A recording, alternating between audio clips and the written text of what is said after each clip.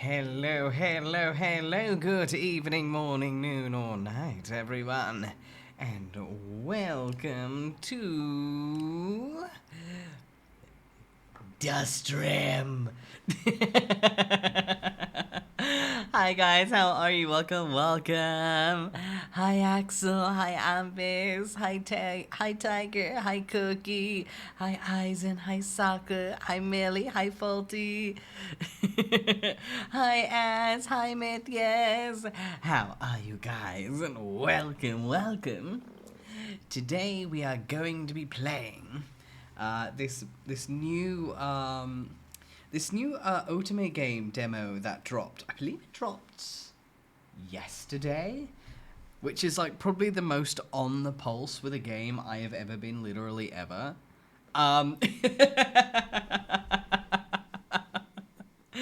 But yeah, so from what I know about this game, essentially the gist is you're playing the role of like someone who's isekai'd into the villainess. So it's basically a villainess isekai story.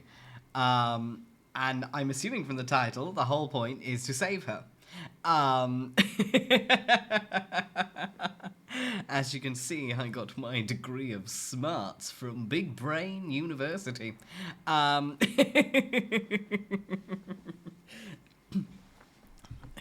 But yes, hi Nix, hi Sassy, hi Kun, how are you? Welcome, welcome. Hi Fra. Oh yeah, it's been a while, Sassy. How have you been? I hope you've been doing wonderfully. And of course, welcome on in. I love how it's like, start, the truth, chapters, load settings. It's like, what do you mean, the truth? Sorry about that. Alright. Start. Ooh. Ooh. Ooh. Swishy. Oh.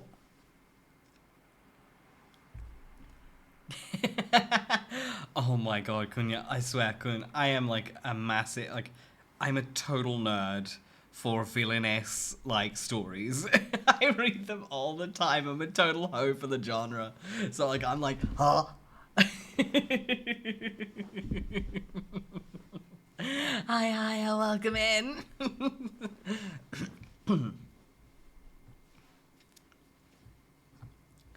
Oh. Oh. Oh. Ooh. Smick. Alright. Okay. Shall we begin? No. Eat shit. No. Just no. To be contrary. You can't tell me what to do.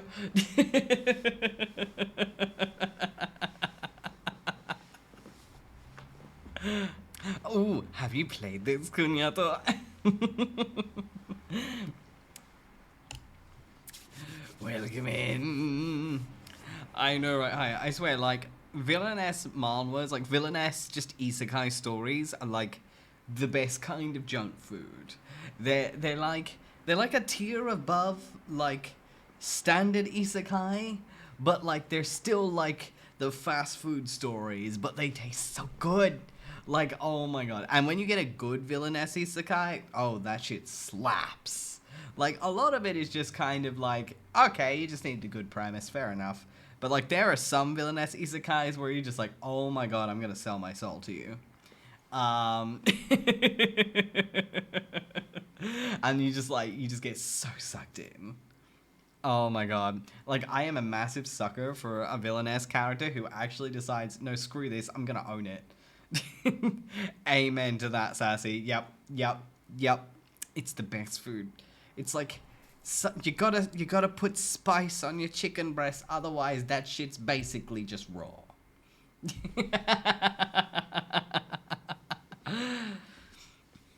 Alright, what is my season of birth?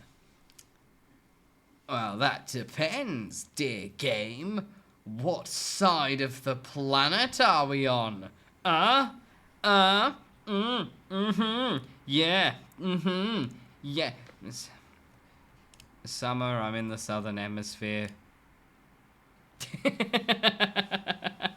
Hi, Omnicaminati. Welcome, welcome. So, you were birthed in summer. It is a beautiful season for bones to dry. Regardless of your unfortunate birth, we must move onwards. Fuck you.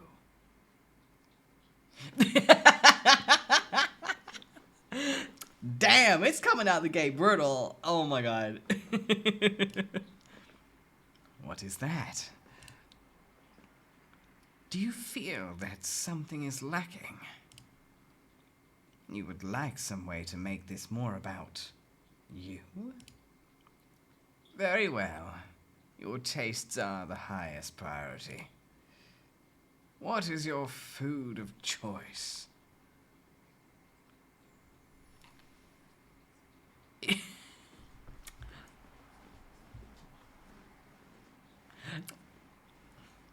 Thank you for the resub, Nal. I appreciate it, darling. Thank you.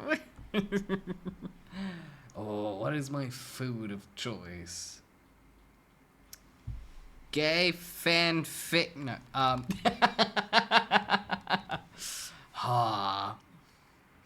You know what? Let's be a little authentic. Why not? A fractional authentic. Chuck in the temptation to put in soggy num-nums is so strong you don't understand. Hi, Malikyo. How are you? Welcome, welcome.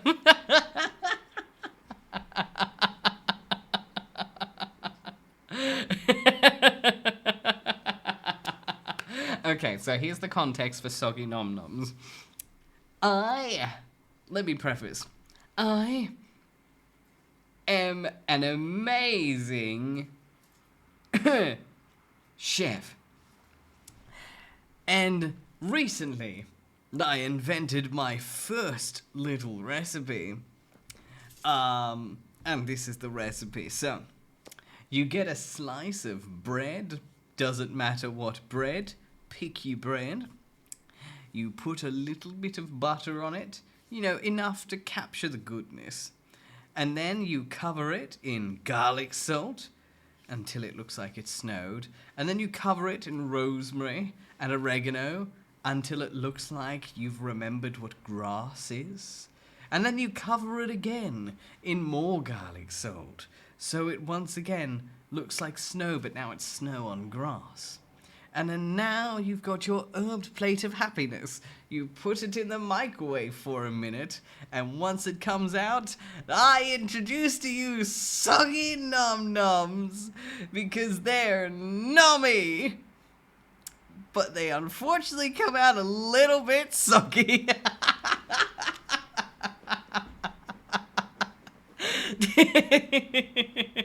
Hi, Tanja, how are you? Welcome, welcome. And thank you for the follow, darling. I appreciate it. And you as well, darling Manicure. Thank you. Welcome in. You know I'm brilliant at cooking.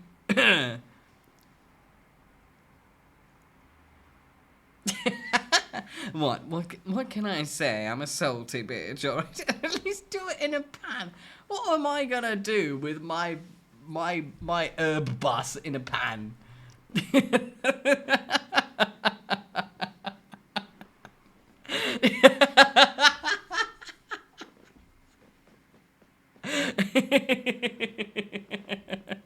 I mean, I have an oven and I use it sometimes, but the last time I used my oven, I put a chicken Kiev in there and then I took a nap.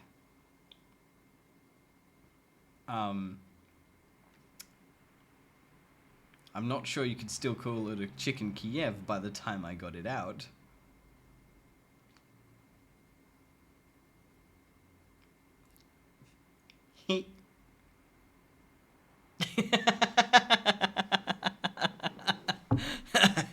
I am chef. It was a little hard to eat. Let's put it that way. It was a little darker than expected. A little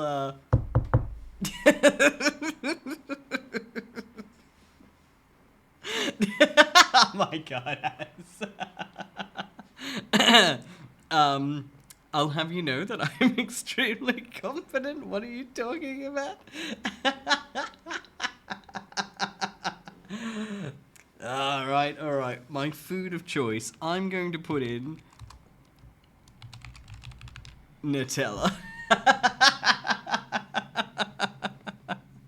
If it makes you feel any better, the only one who has to eat my cooking is me. So if you think about it, I kind of punish myself. All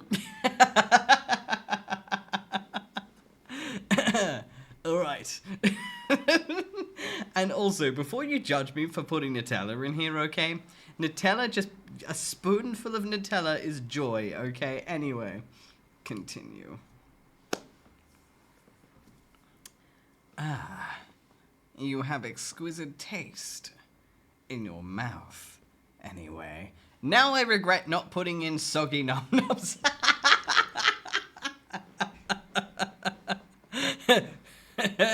Aha! Now, chat, let's not get too nuts with the puns, eh?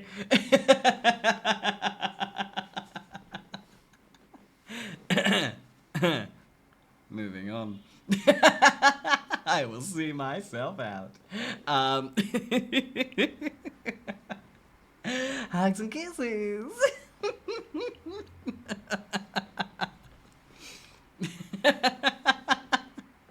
Oh, come on, microwaves are very, very useful, okay? I am, dear Danja, and thank you for asking. I appreciate. I hope you're doing wonderful as well. And please, lurk away. Trust me, all I can do is traumatize you from a distance. I hope you enjoy your brunch, though. I hope it's extra delicious.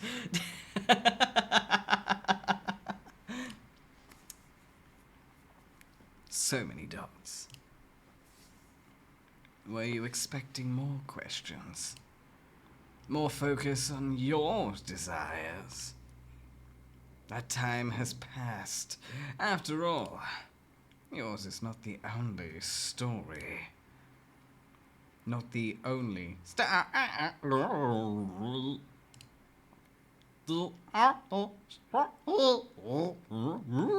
your story. Hi, MGT Hattie. Thank you for the follow, darling, and welcome. Chapter 1. Wheel of Fortune. I was trying to sound cool. Printer sounds works as well as one does too. Oi! Oi! Here I am trying to make cool glitch sound effects and y'all calling me as defunct as an old printer. Ain't shit.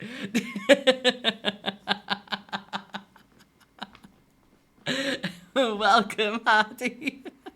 Oh no, no. Here lies now. We will remember them fondly. Hi, Aster. Hi, Mars. Welcome. The purpose of existence is that one should become conscious. Carl Jung. Hi, Violet Blaze. Thank you for the follow, darling. I appreciate it. And welcome in. Oh! Poppy! I spy with my little mans.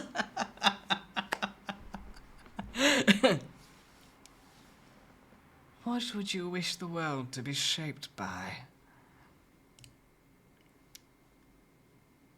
Collaboration or justice? Collabs are fun. I'm a VTuber. Ah! So you wish to work by consensus. Take care which voices you value and which you ignore.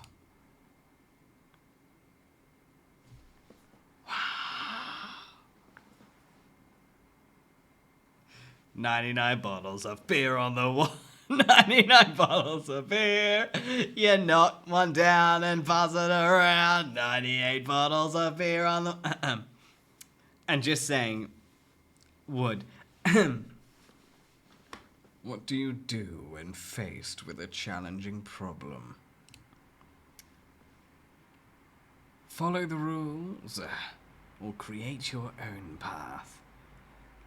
Create my own path, for I'm a VTuber and I believe in YOLO swag.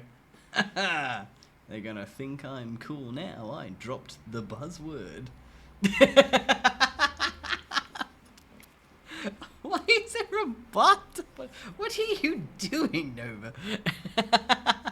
And of course, hello dear kitties, how are you? Hi Nova, welcome in. There are more ways to solve a problem if you have no restrictions. If you do not mind what other problems are created along the way. Oh. And then it fades from existence. Oh, gotcha, honey. Have a lovely day at work. And thank you for keeping me company. Which is more important to you? To find love through forgiveness? Or to love yourself in your own strength? To love myself. Because it's cheaper. Loving and respecting yourself can help you overcome many trials. Are you willing to extend that love and respect to others as well?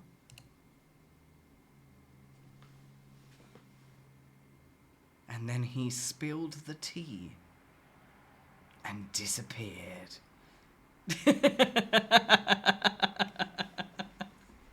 Oh, and then kind of came back. Save the villainess. Oh.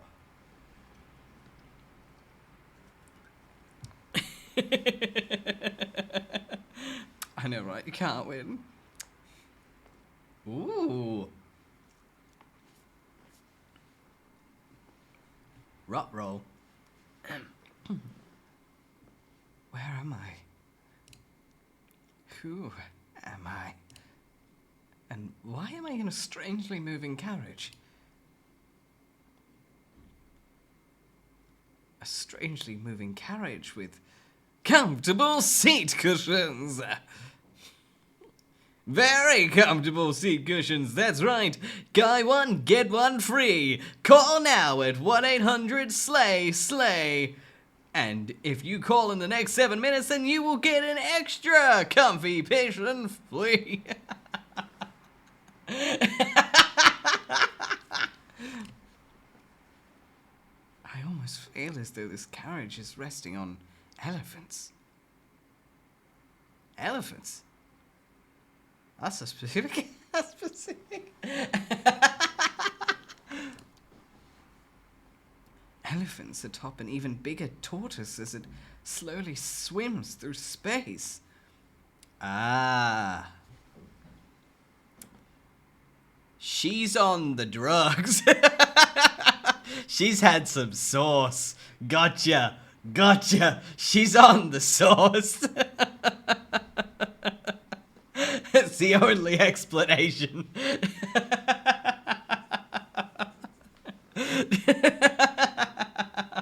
It's like, I'll have what she's having. No, I will not be distracted. Why do I not remember anything? After all, while I know that I sleep soundly, this entire situation is very strange.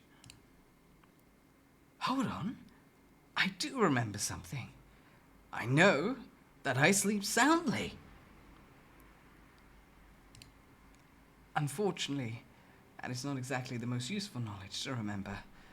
Perhaps I can recall something else if I think deeply. Maybe it'll help if she has a nap. What else do I remember? I know I can Catch feet fish with my amazing dance. I'm sorry, feet fish? What the fuck is a feet fish? What? We getting grippers this early on? Damn, what? What is a feet fish? I am imagining a foot with fins. You don't understand. Fetish.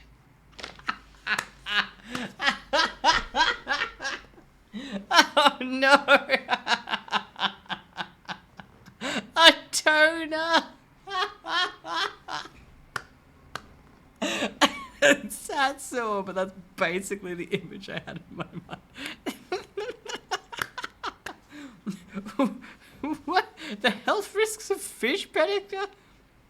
What? I feel like this is a very specific reference that my man brain can't figure out. Oh, that's a thing, Eisen. Oh. Alright. Sounds fishy.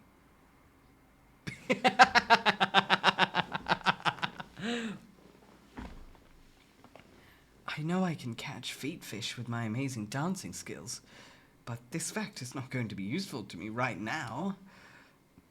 I have more immediately important things I need to remember.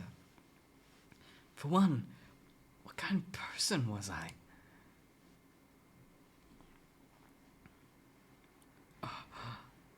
Why am I traveling somewhere in a slow-moving carriage on lush, comfortable, yet oddly ominous cushions?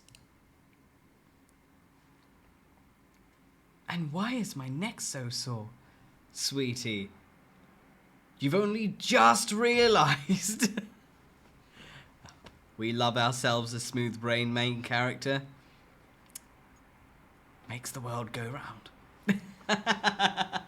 It's like, who's gonna tell her? It's like, oh honey, no, oh honey. Thank you for the hydrate. Free yourself from the pain, Asta. If I reach up to touch it.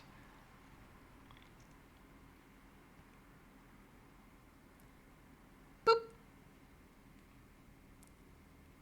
Grr.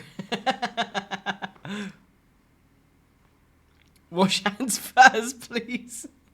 No. Oh, the infection. And then game over. Hi, Nemo. Oh, the love for you as well. Thank you so much. I appreciate it, darling. Well, now I have another question.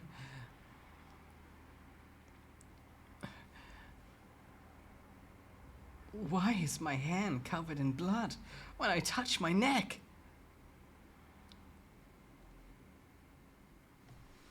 I'm not sure we can help this one. Bless her heart. But there comes a point where the brain's just too smooth to save. She's just, it just means she's a relatable main character, honestly. Feet over brain. I do love how, like, she was thinking of her feet fish well before she was like, ooh, bleed. Bless her, bless her, bless her. Is someone trying to kill me right now? Are these incredibly large cushions murder weapons? Oh, sweet concussion. Why do I know how to murder someone with a cushion? I'd ask if she's okay, but I don't think she is. Why? Why did you jump from why bleeding straight to murder? That's not a normal train of thought, sweetheart. I'm starting to understand why you're the villainess. She's so silly, honestly. Endearing, endearing. I have to calm down. If I'm going to survive and determine what happened, I have to be serene. Which is hard to do with my neck is covered in blood. Serene. Think serene thoughts. At least my head is still attached to my strangely sore neck. Sweetheart, have you not collected the point that your neck is bleeding? You poor bean.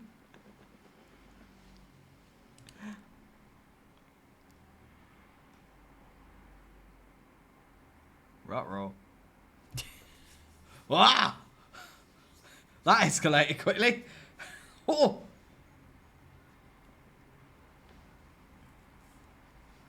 Because apparently, I know what it would be like to have my head not attached to my neck. This is not helping my serenity. Serene. I am serene. I have a head. Uh-huh. Well, I try to stay ahead of the curve. Oh, shut up, phone.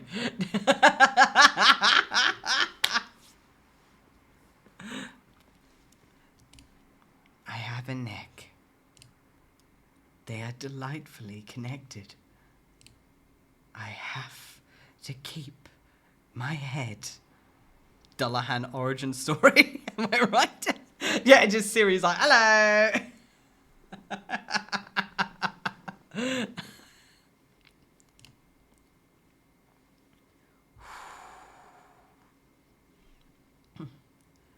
Losing my head would be fatal, figuratively and literally. Yeah, that does tend to happen when your head gets lost, yeah. I am vulnerable, injured, and cannot remember anything remotely useful. I need to find some information that can help me. Even if this carriage is moving very strangely, something has to be making it move. I can hear the horses are pulling it, and if horses are pulling it, someone must be guiding them.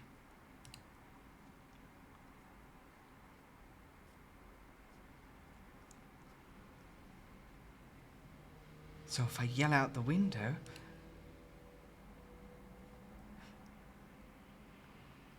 Honestly, Cream, yeah. Girl is monologuing. You sly dog, you got me monologuing. Honestly.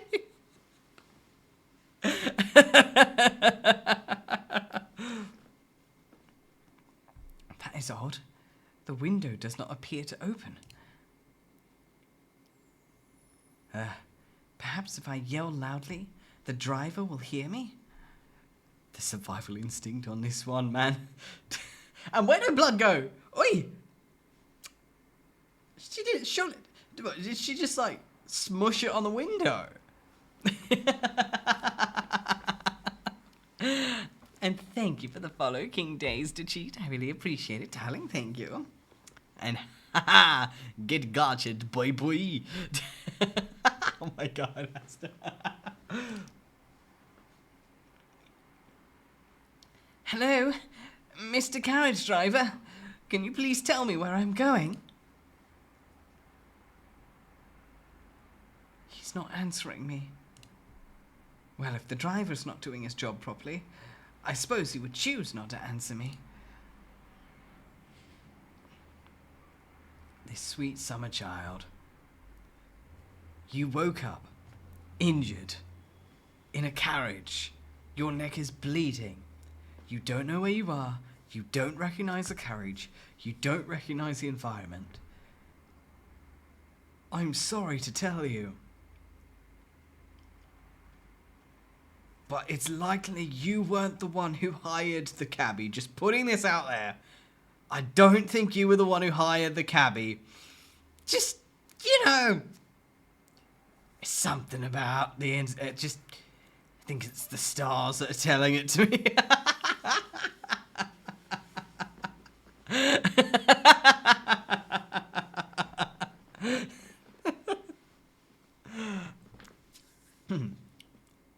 So I've realized with my extensive memory of about 10 minutes, this is 10 minutes worth of monologuing? Oh, honey. If you want to get something done, do it yourself. What should I investigate first? Oh, you again. So you need a little additional assistance. One might even say, help. As always, I live to serve. For certain definitions of serve and live.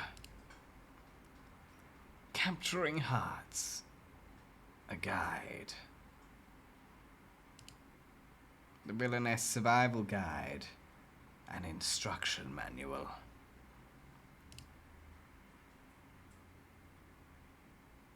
What the fuck is that? Oh no, the stank juice coming for me. No! No!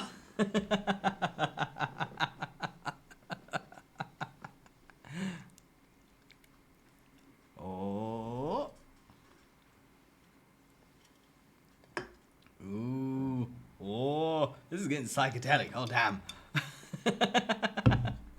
Eh? What? Oh. All right. Congratulations! You have found yourself in possession of a villainess. In order to help your villainess succeed, you will need to know the following information. Night, day, strange time, love, raise or lower love, deduction, correct or failed choice, and tips and tricks. Starting with night. Symbols to guide your choices. 1. The moon represents nighttime. It's harder to see in the nighttime, also people are more likely to try to murder you. On the positive side, at least your terrifying nightmares and heartfelt conversations with potential murderers might be useful.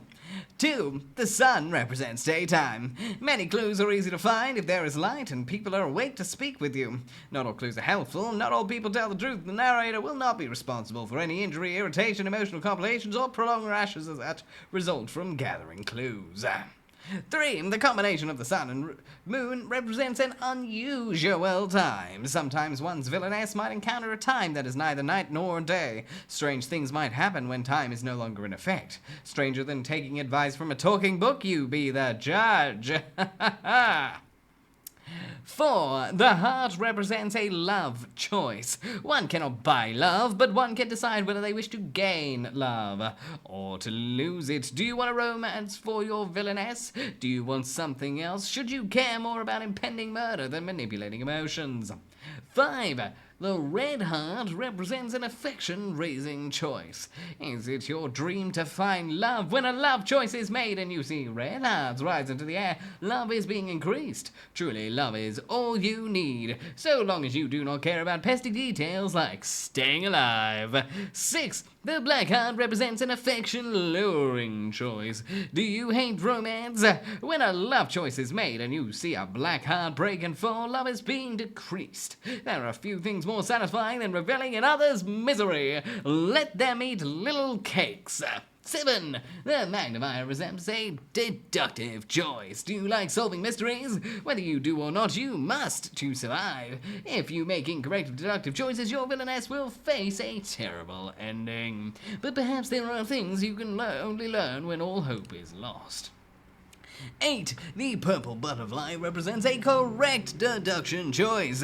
Do you like being right? When a deduction choice is made and you see a purple butterfly fly upwards, you made a correct deduction. You can then bask in smug satisfaction until the next murder attempt. 9. The red butterfly represents a failed deduction choice. Do you enjoy failure? When a deduction choice is made and you see a red butterfly fly downwards, you made a deduction that will lead to failure. However, some failed deductions will have unusual consequences. If you don't mind the risk of death. 1101. Should you wish to receive fewer direct cues from me and no longer see hearts or butterflies after your choices, you can choose to act as a detective rather than view this as a story. You can make this transformation within the settings. If you have previously visited, you can also have the control to skip through this town. I hope my services is as subtle as you are. There may be other hints, tips, and tricks for you to discover, but the only way you can find a way to say the villainess.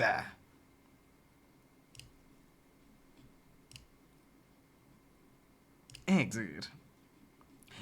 Should you wish to revisit my assistance or read further notes of use, you may seek me at any time at the sign of a butterfly. Solve the mystery. Write the story.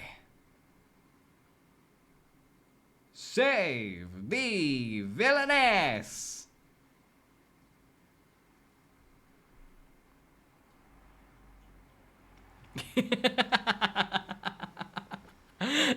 Hi, Kira. Hi, Glenn. How are you? Welcome, welcome. Hi, Mai. Wait, do you believe you already know it all?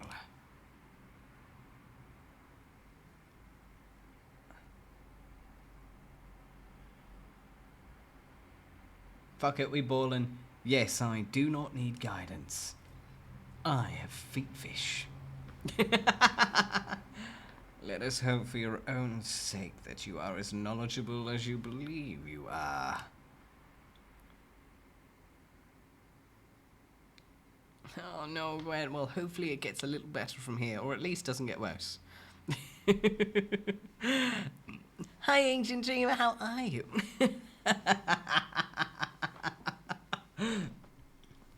So what should I investigate first?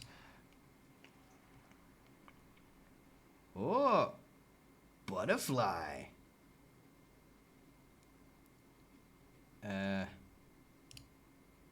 Oh. Maybe looking outside would be helpful. These cushions must hide secrets. Let's look outside.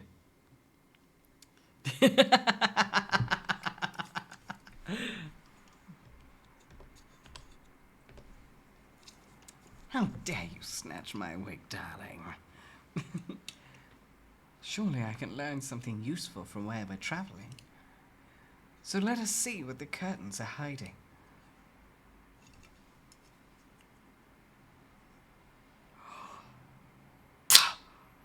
Shocking.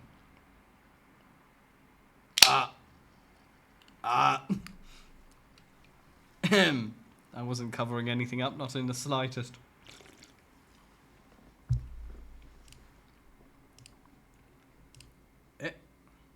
What the?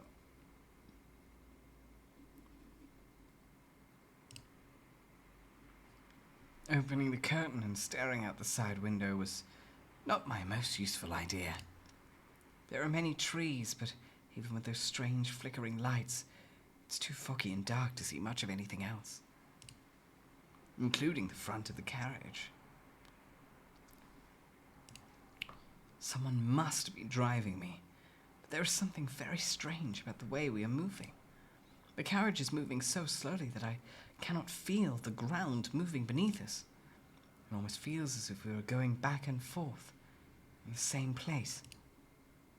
The driver has also never spoken to me, even when I yelled to get his attention. Should I be concerned?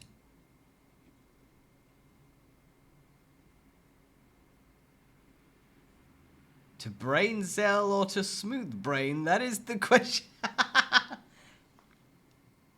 On one hand, there is a spark of life. On the other, oh, the smooth brain is strong.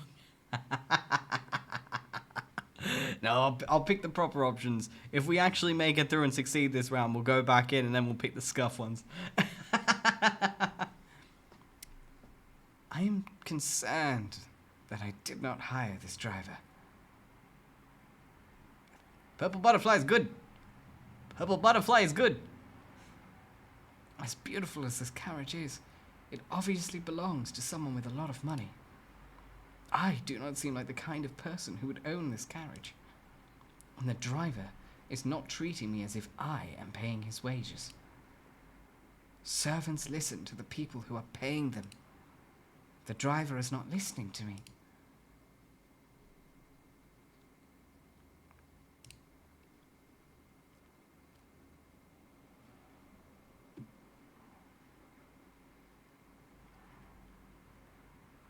He might not have my best interests in mind.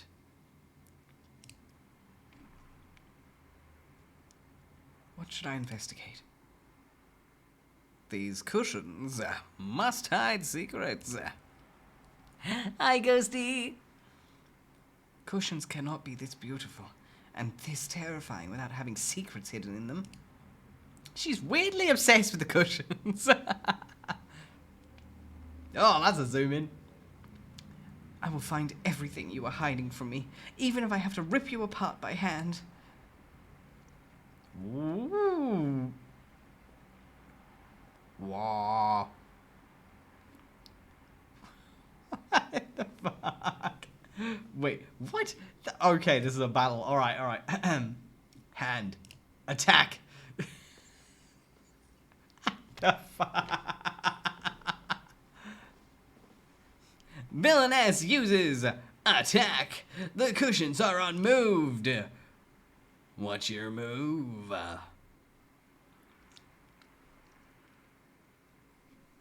Ominous cushions. Wait. The villainess uses wait.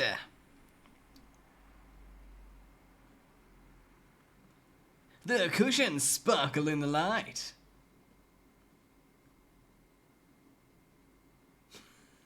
This is so silly, oh my god. Human hand uses attack. Sound effects. The cushions loom ominously.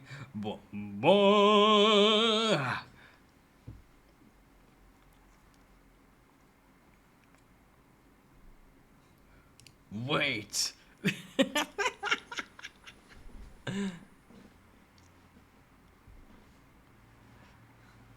The cushions sparkle harder.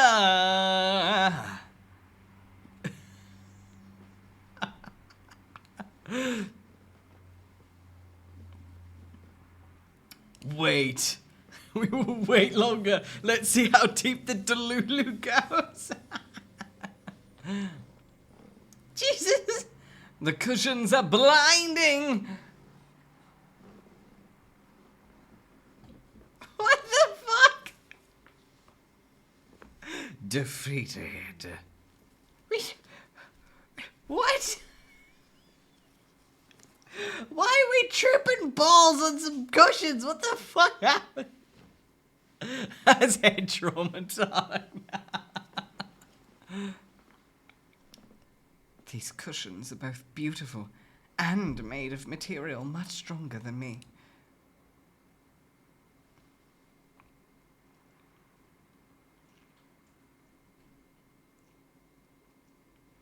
I have been defeated by cushions. Perhaps there is something I can learn from this experience.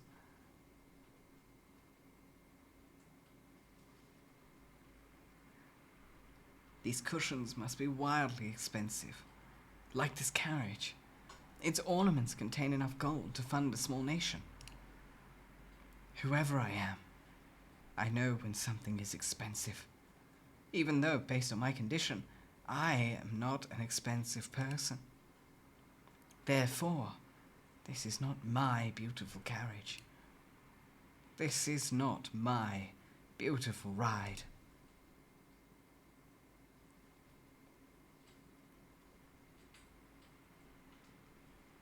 This carriage belongs to a wealthy owner, someone I do not remember taking me to a place that I do not know. Yet why would this owner of this expensive carriage want to provide comfort to me?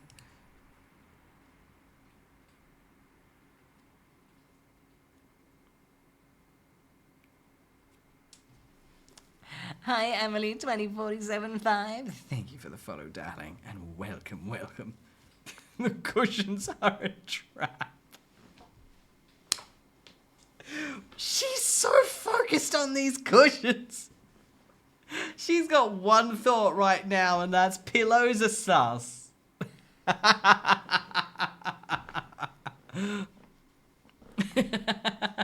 Hi, Katie. Welcome, welcome. And nonsense, you're not late in the slightest. I'm being taken from where I was harmed.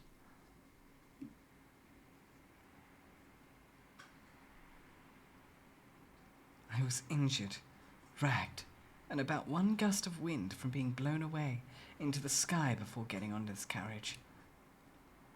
I was not well enough to sneak onto this carriage, and I could not have gotten in here by accident. Another reason that I could not have sneaked into this carriage is that even though the driver does not seem to care about me, he must know that I am here. I even called out to him. That means that someone has deliberately placed me in this carriage and on these cushions. These fucking cushions! This means that someone removed me from the place that I had been harmed to put me on these terrifyingly comfortable cushions, even though I look and feel as ragged as my dress. Okay, just putting this out there. We'll keep the boys. It's Villainess times cushions. Villainess times cushions is the real romance. Okay, everyone else can go home. The person who brought me here, my patron, did not treat my injuries or provide me with new clothes, nor a bath. But perhaps they thought the cushions would cure me? Ma'am, you're currently in transit. I mean, the fuck they gonna dress you in? The cushions? There's no bath in a carriage. You'd either be dressed in a wrappy curtain, your precious cushions, or left in what you're wearing. I think there's a flaw in your reasoning, love.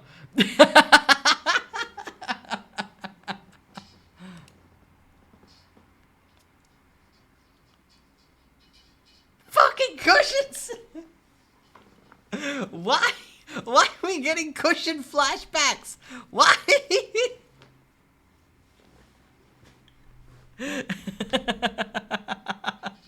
More cushions.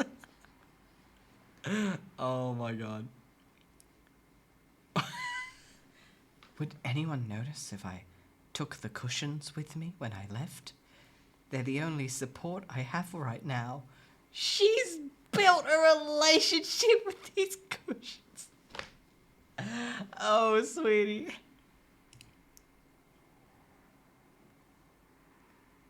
So what should I investigate?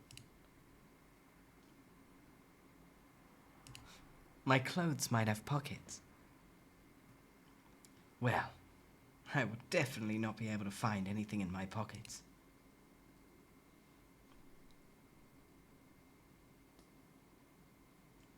Yeah, she looks like she's seen better days.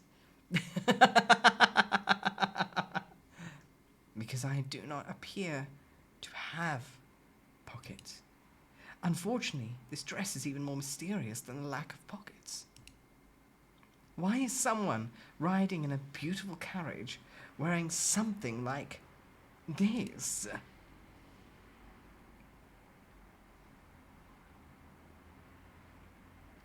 The biggest mystery is, how did I not become naked trying to walk in this outfit?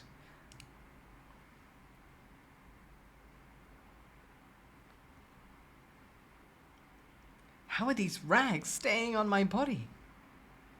I joined in jesters.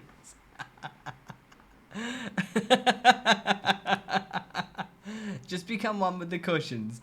Just become one with the cushions. Still, I need to solve my immediate problem. Why am I riding in this fancy carriage while wearing this dissolving outfit?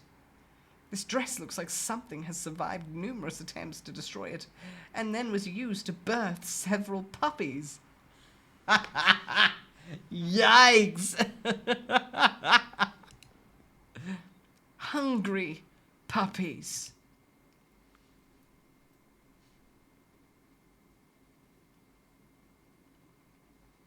My head also hurts. Was I in this dress while it was attacked by hungry puppies? Was that something from one of the books I used to read? So apparently I read. That's probably useful to know. In fact, this dress looks like something a beggar from a book would wear.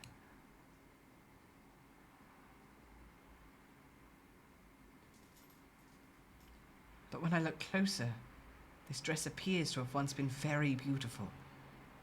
This was not cheaply made.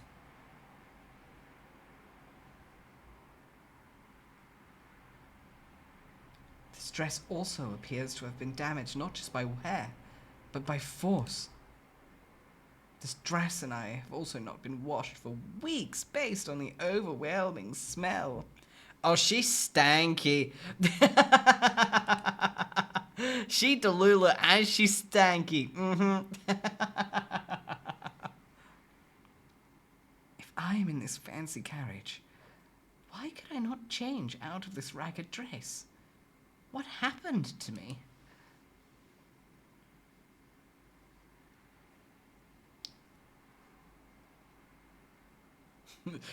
I could not change because I was poor. Literally wearing the rags of an extremely expensive dress. Aha! I was pov. Got it.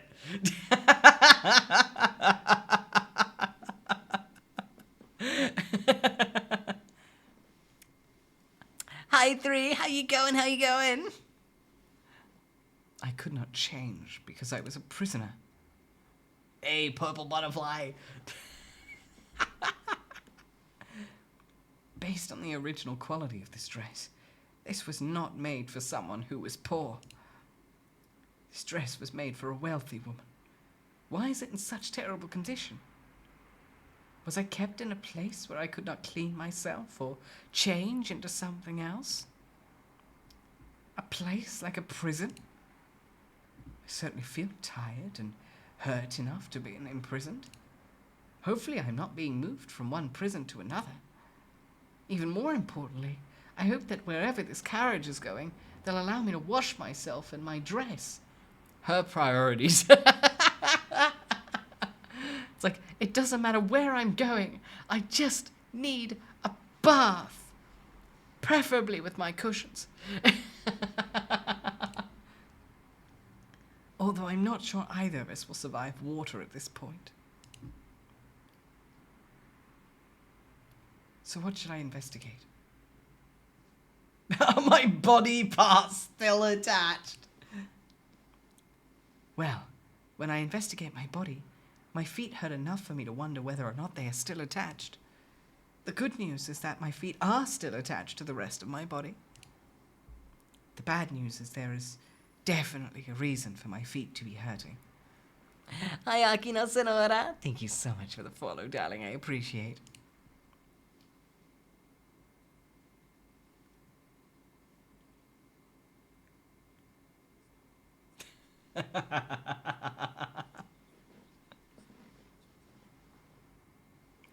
I hate disrespecting the ominous cushions, but this is the only place with enough light to see my feet.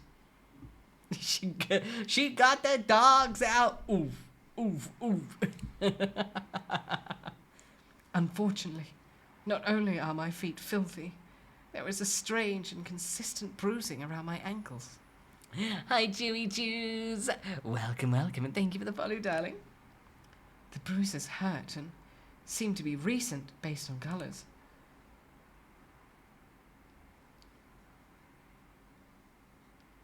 Get your filthy feet off those cushions. They're like your future man.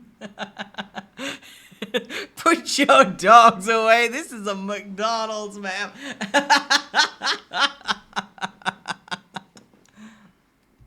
How did I get a ring of bruises around my ankles?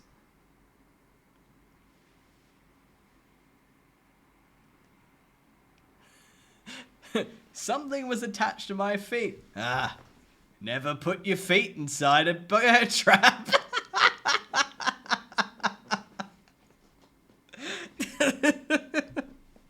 She's a woman with two minds, and one is far smoother than the other. Something was attached to my feet.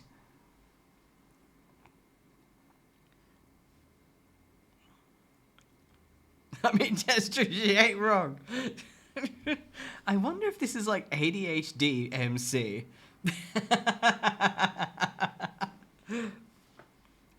No matter how hard I grip my ankles, I could not possibly create this kind of damage. This looks like something was attached to my ankles. Something that was heavy and hard enough to badly bruise them. Something like a bear trap. Was I shackled? What happened to me? More importantly, how did someone with heavy shackles on their ankle manage to get out of those shackles? So what would be the one job I could have that would allow me to be in and out of shackles regularly? Ho ho ho ho. Only fair. Anyway. If I'm a failed magician, I am going to be very angry. Yes, that was definitely where my mind went. I'm so sorry.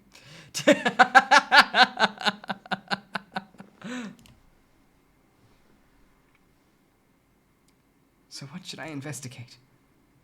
Right. Done that. Oh. Have I really looked at my hands?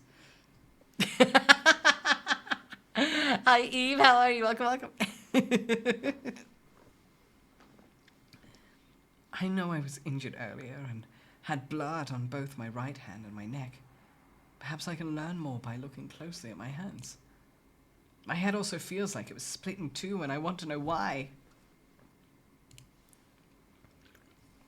A good place to start would be for me to find the source of the blood that was on my hands when I touched my head and neck. So let me see if my right hand has any clues for me.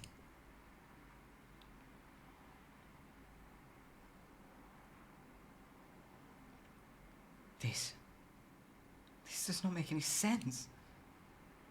There was blood on my hand. I know there was.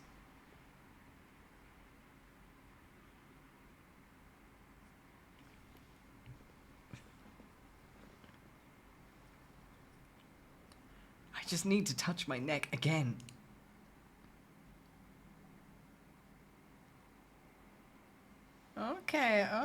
Okay. So it's deliberate. All right. Appreciate. This is bizarre. Not only is the blood without a source, there no longer seems to be any blood at all. I cannot feel any injuries. I cannot even detect any bandages or stitches to stop the bleeding that I felt. Even the blood that was there earlier is gone. My hand and neck are completely clean. Whew. Even if I could heal in minutes, the blood on top of the wound should still be there. I do not understand what is happening, but I do have another hand. Perhaps that hand would not betray me. She is so silly. I kind of love her. Hi, Tiny Potato Tree. Welcome. Thank you for the follow, darling. Appreciated.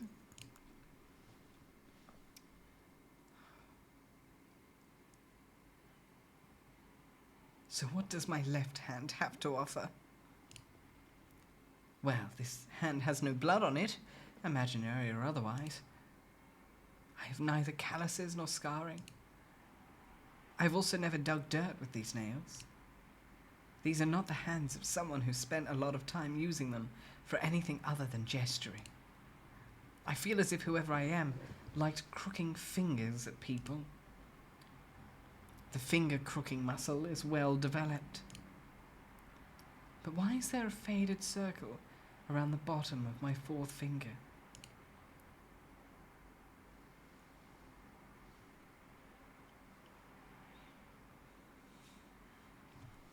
Ooh, she divorced.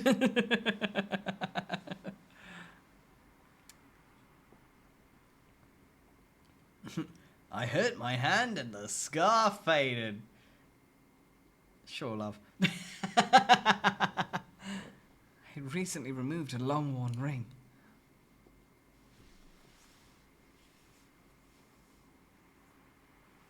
Why would I have a ring mark on the fourth finger of my left hand unless... Was I engaged? Married? Unless this is the plot of a very naughty book, I am sure that a lover would not have tossed me half naked and injured into a carriage by myself. At the very least, one would think I would still have the ring or some sign of their support. She's hopping on that train a lot quicker than you'd expect. It's like, whoa, you warmed up to that idea really fast. I am deeply afraid that my taste in lovers was very much like the state of my body right now. They both stink. I mean, hey, fair. So what should I investigate? Alright. No more investigation, time to deduce. I have realized. Nope. What the fuck? No. No more choices for you. I've learned my lesson. Left to your own devices, you will choose to fight cushions. Oi! You made me do that! I just cooperated.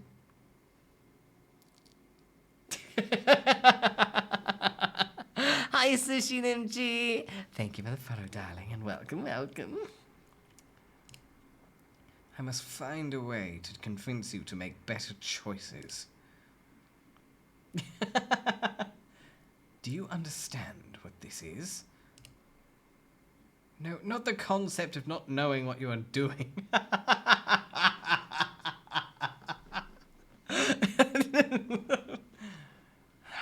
I have no idea what is happening.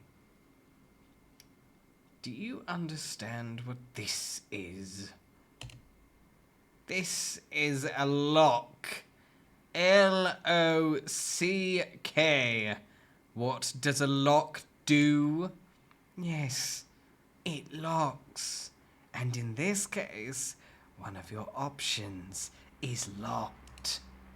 Because of your previous terrible choices, the path that would proceed to a better future is closed to you. Should you make clever choices, or rather if the villainess makes clever choices, a better path will be unlocked and available. Wait! Do not be too eager to ignore the path that will end in failure. In a world of many possibilities, there are some things you can only learn when all hope is lost. Will you lock yourself to the story you most want to hear? Or can you open yourself up to the truth? I have realized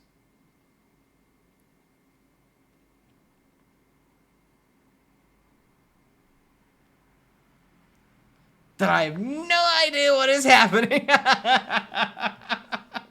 Just after all of this. There is a ring on my finger. There is a ghost of a ring on my finger. I am bleeding, then I am not. The cushions fight me. The outside is strange. There are shackle marks on my ankle. I'm in a rich torn dress. I am drawing a blank. Yeah, I'll be fine. Probably just exaggerating, honestly.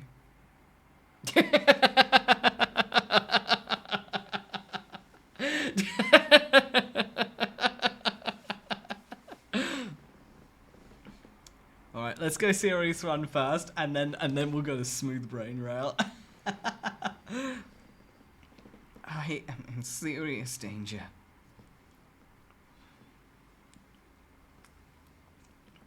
While I might not remember my name, I certainly remember power. Unfortunately, I also know that I currently have none. I was injured and imprisoned, lost a long-term engagement or marriage, and am currently traveling to an unknown location surrounded by ominously comfortable cushions.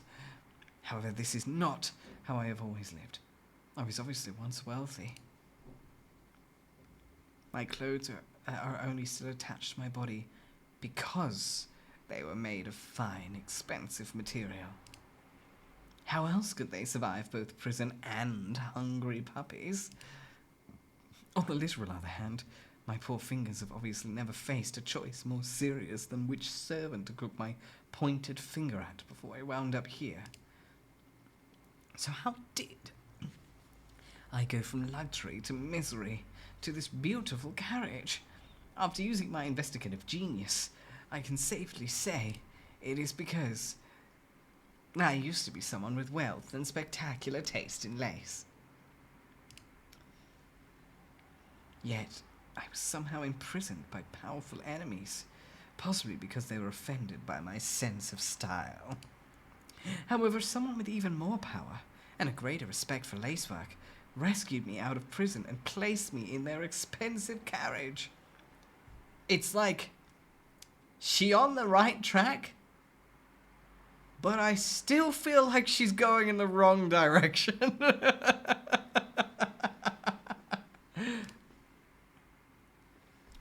This is information I can use to survive. Her heart's in the right place. She's got the spirit. Or at least, I could use this information if I were not trapped on a carriage ride to nowhere with a driver who refuses to speak to me. I just need a moment to think.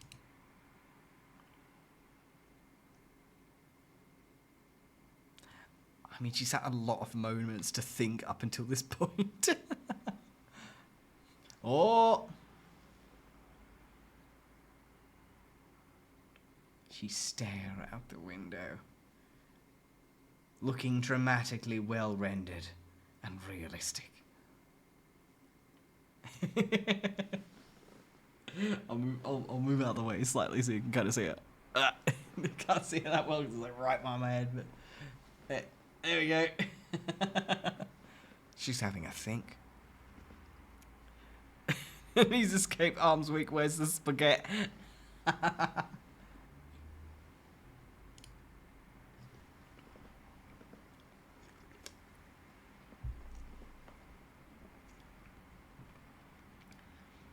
could have sworn I saw a light in the window. Am I just imagining things? For a moment, I felt more real and less like a creature lost in a strange dream. More importantly, was that light someone coming to meet the carriage? That gives me an idea. I know that the patron who pulled me out of prison had the power to rescue me and put me in this gold-lined carriage. This means my patron must have both money and political power. If only I could borrow some of my patron's power, a power that people obviously respect.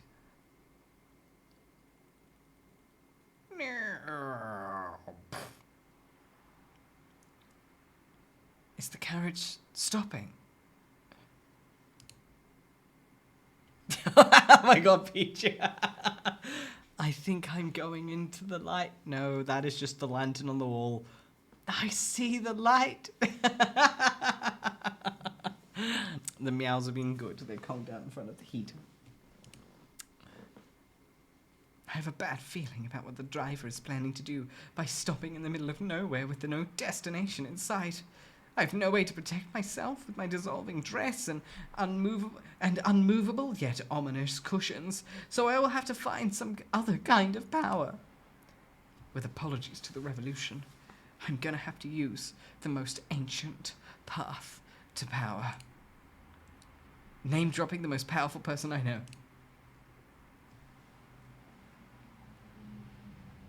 Thank goodness you're here, Mr. Driver. I'm glad you came to speak to me about speeding up the pace of our journey. After all, when I look out the window, I can see the light of my patron ahead. My patron is obviously impatient with how slowly we are travelling. At this rate, my patron will be here before you even reach the front of the carriage again, and that would be, well, unfortunate for you. After all, while I support the rights of workers to have needed rests, not all powerful people are so understanding. If my patron is already coming out to meet us, they might be concerned at the delay. Still, no matter what consequences you face for your bravery, I will support you. I will still be there for the revolution, comrade. Power to the workers who make the country and this carriage run.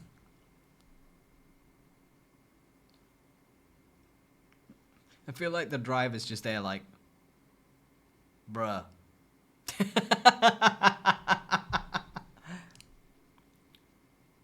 Did it work?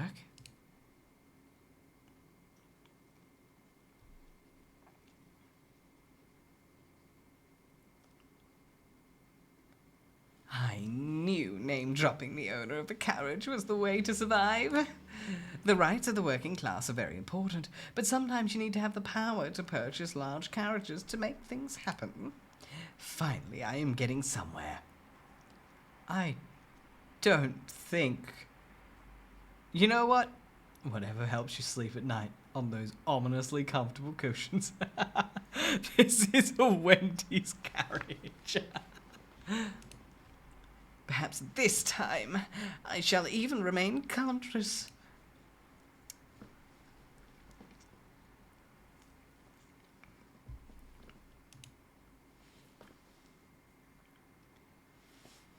Chapter 2. The Tower. There is no coming to consciousness without pain. Oh shit, pins and needles!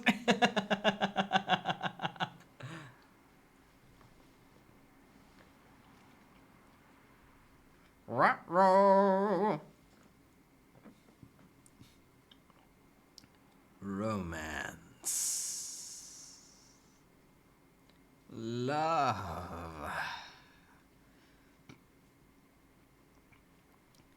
Betrayal.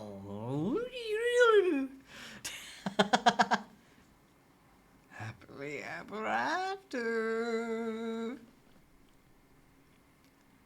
Betrayal. Happily ever after. Villainess, romance, love. Happily ever after. Betrayal. Have fun lurking legs. It's the subliminal messaging, you see. There are so many stories that can take you on journeys to your dreams and nightmares. You imagined yourself the hero in every one of them. Oh, oh God. Ah. Hi, Commodore. Welcome, welcome.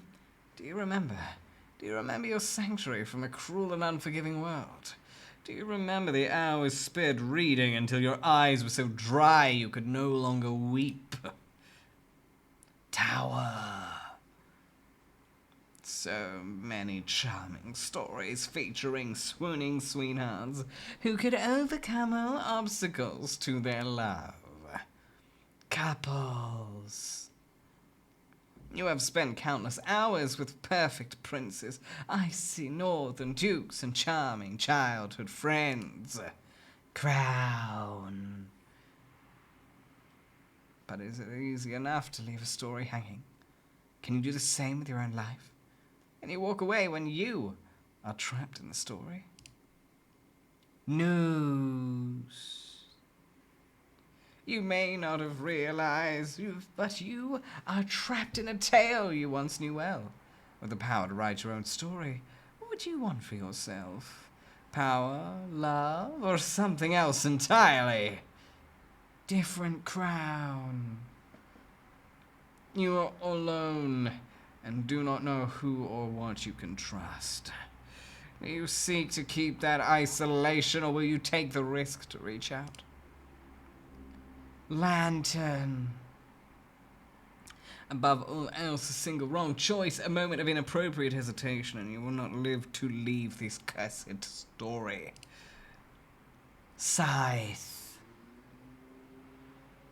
If you would protest, that sweet story should not have such danger. Remember that not everyone in such tales can be loved by the creators. Random scroll. In the magic of storytelling, for the hero to succeed, there must be something to succeed against. Rabbit in a hat. If there is a heroine, there must also be a villain. Or a villainess. However, the devil is in the details. Pitchfork. Or trident. All hope is not lost. Perhaps you can shine a light on what is wrong with this world. Star thing. What is the balance between your sins and your glory? Trust your judgment, or be weighed as undeserving. Scales, or Libra. Shall we remember the tale you have forgotten? Shall it end as it began? The story await. Book.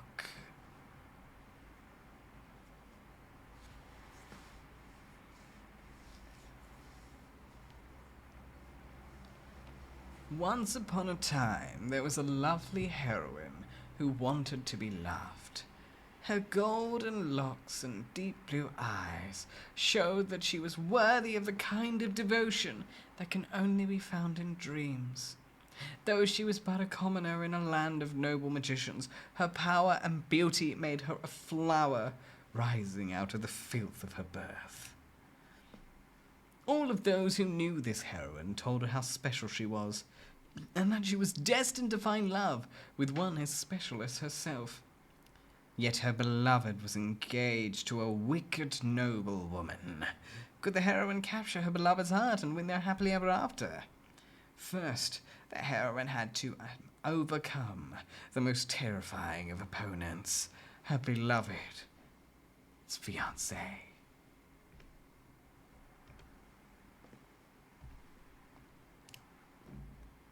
The Villainess.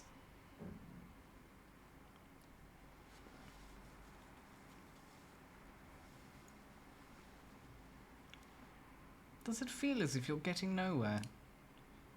There are many stories, many truths in this world. This is the one that you need to know now. Lady Jane Neville. Who would have thought?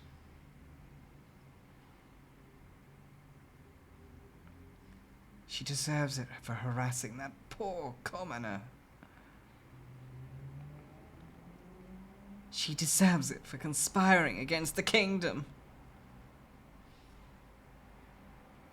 She deserves it for pretending she was anything special.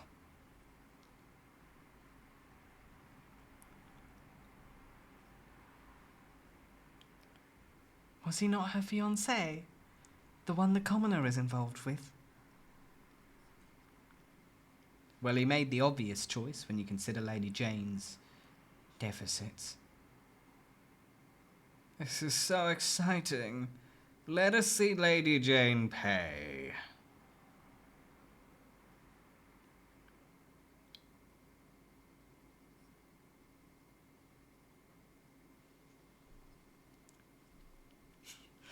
Don't do that, Ghosty, you'll get blind drunk. Order. I will have order in this court. I am presiding over this trial, and I will have order.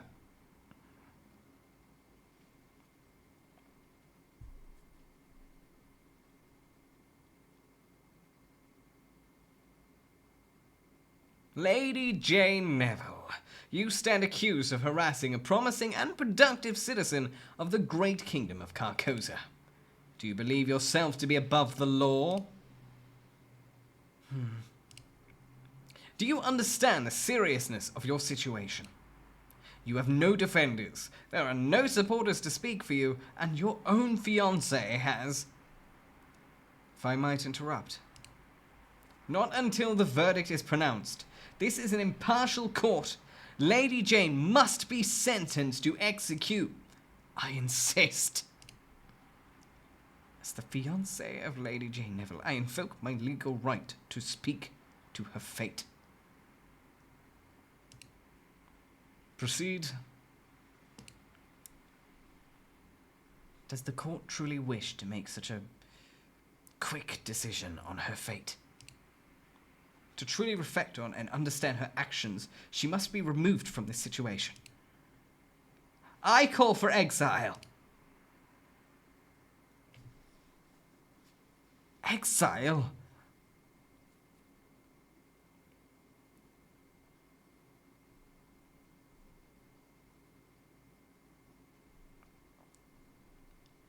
Order! I will have order! By his right and the Lords of Carcosa, the fiancée of Lady Jane Neville has determined her sentence. Lady Jane Neville is hereby condemned to exile. So all this time, you were the one who planned this. My fiancé. My beloved. My betrayer.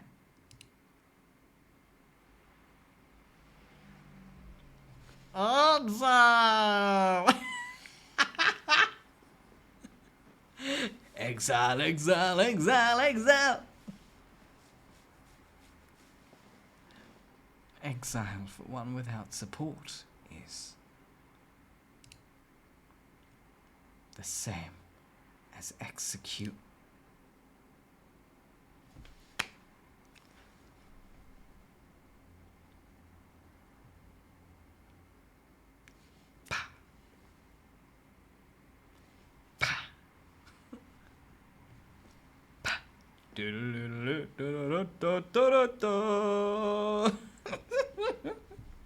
Had a sick beat, alright?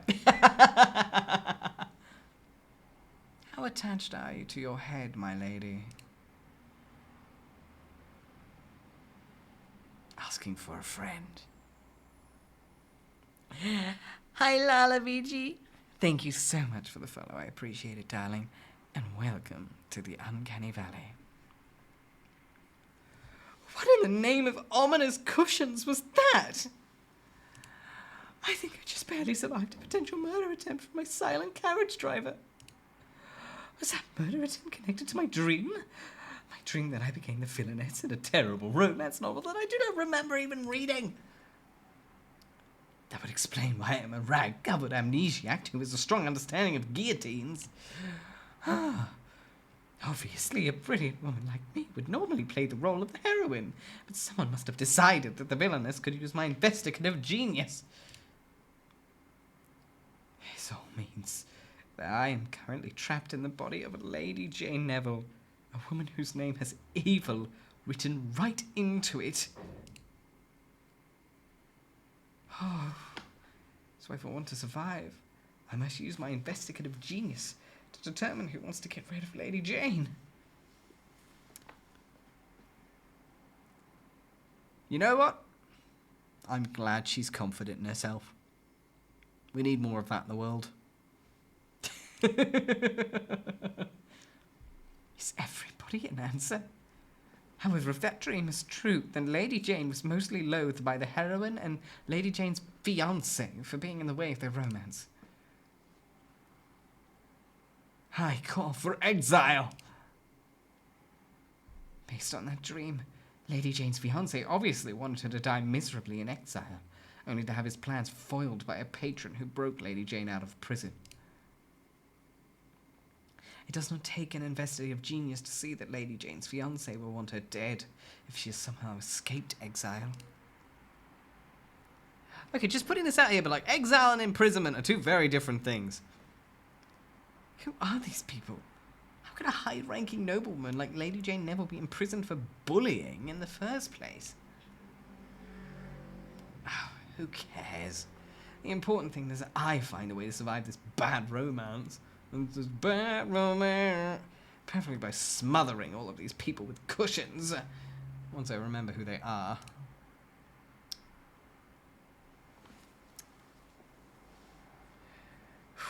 Serene, I am serene.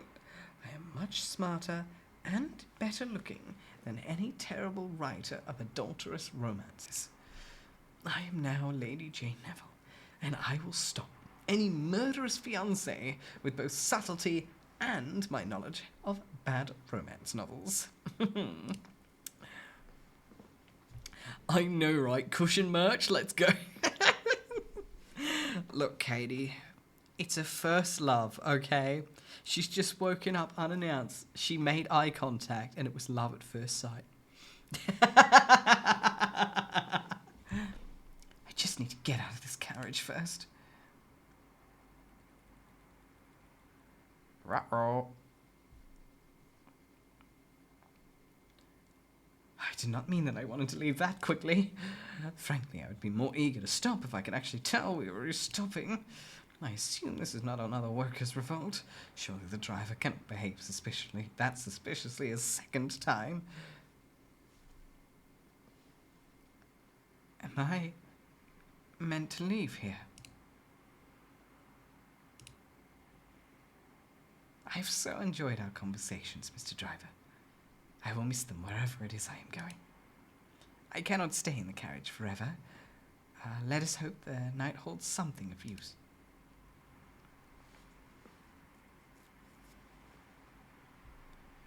Goodbye, sweet cushions. Goodbye, my friend. You were beautiful until the end.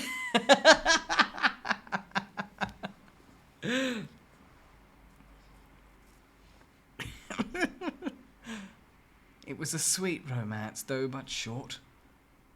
She tried to grab the cushions as she left. Do you imagine just seeing her like just... And now I will leave. And her hands are like on the cushion. She's like just trying to tug it as she leaves. Give me a moment. Come on. Come on. Come on. Come on. I will leave in a second. Come on. Somehow this view is even less appealing than when it was when I saw it through the window.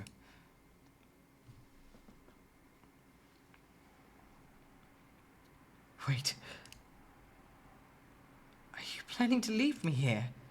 Wherever Hugh is? What am I meant to do now? Hope for enlightenment? Fine then, let there be light.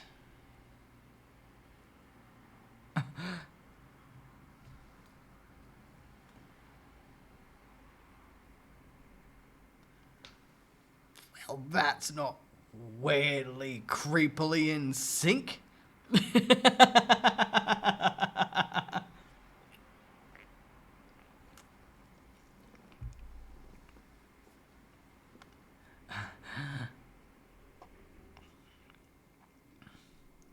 Call, motherfuckers!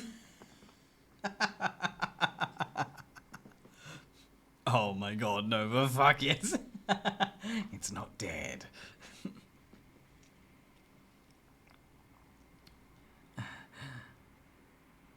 Well, that was not at all ominous. This place is not at all suspicious or murderous. What next? Are the dead now call for me? Come closer.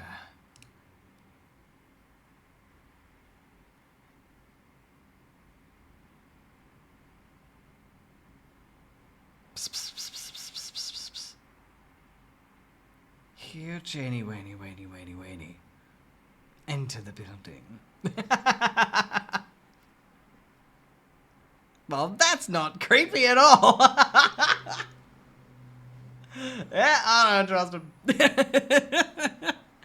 Hi, Ori lovies. Thank you for the follow, darling. I appreciate it. And welcome. Oh my god. Man, get back, heathen. Just the immediate, like, oh, hello. Ah, that is much better. I have been waiting for you, Lady Jane Neville.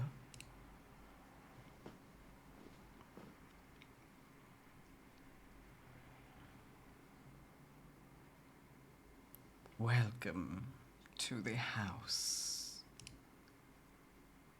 So that confirms that the dream was real. I am trapped in the body of a villainess with amazing hair and poor taste in men.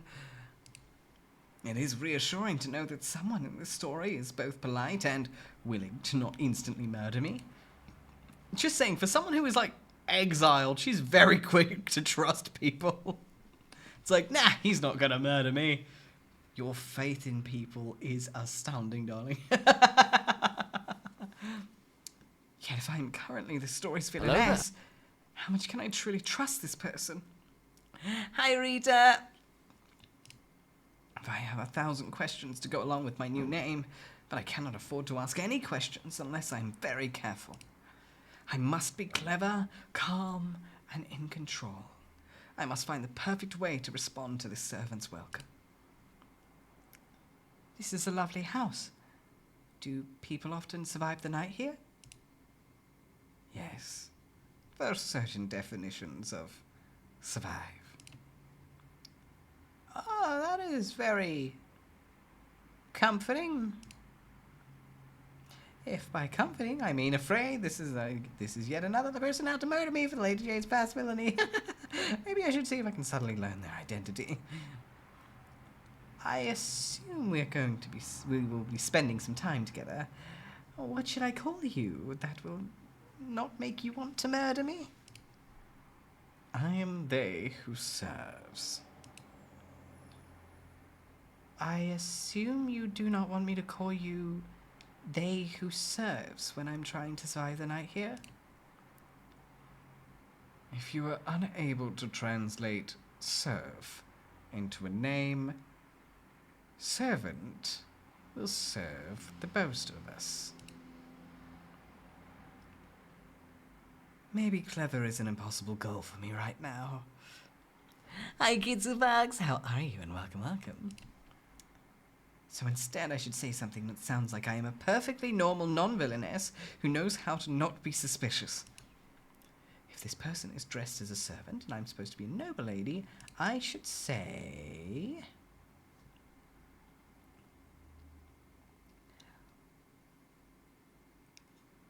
Time is too important to waste. Hi, 𝐄𝐍𝐕𝐓𝐮𝐞𝐫. Welcome. So far, I have not been murdered. I would like to continue surviving by asking smart questions and being led to a safe bed. I look forward to you providing me with both answers and pillows. I admire your commitment to knowledge and pillows. Of course, one of these things is more likely to strangle you in your sleep. My pillows will strangle me in my sleep? Not if you have sufficient knowledge. Then I will not let myself be defeated. I will find the information I need. I will spend all night grappling with it, if necessary. No matter how hard, no matter how long, I will succeed. I believe in your stamina, my lady. Should you work up an appetite, I am happy to serve. After all, I admire someone who can handle difficulties that are both long and hard. I am unsure if you are just being mysterious or if you are trying to delay before we enter the manor. Time is a terrible thing to waste. Shall we proceed? Let us see this charming house. I hope that it and you will meet all of my needs. I hope that we will both provide you all that you desire. Welcome, Lady Jane. May you find what you seek. After you.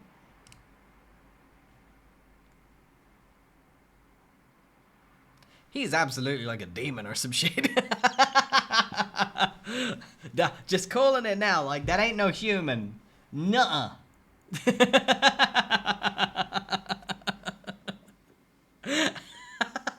Get flashbang by my tartars, baby.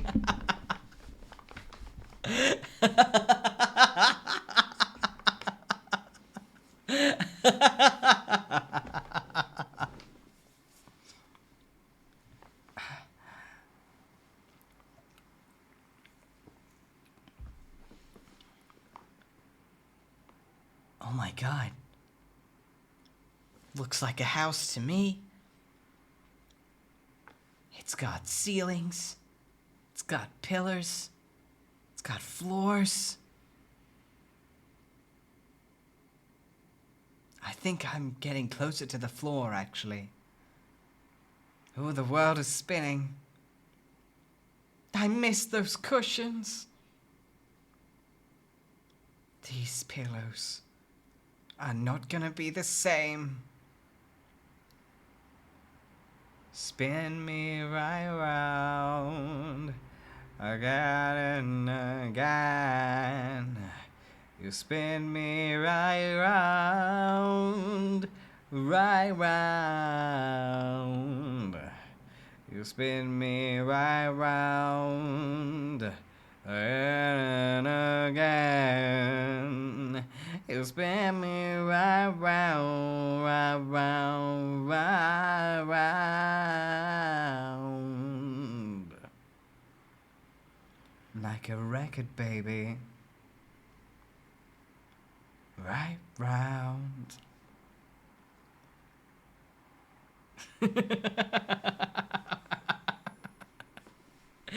Of course, rest well, Ghosty. Hi, Amiru Ubar. Welcome, welcome.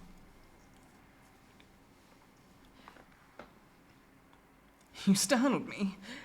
People come and go so quickly around here. People come and go as they must. Whether it is fast or slow is a matter of perspective. Stop right there. Have you noticed that your perspective is not the same? Of course you've not. Let me try to simplify things. This is Jane. Oh, I can actually move. If you move, Jane will move too. See Jane move.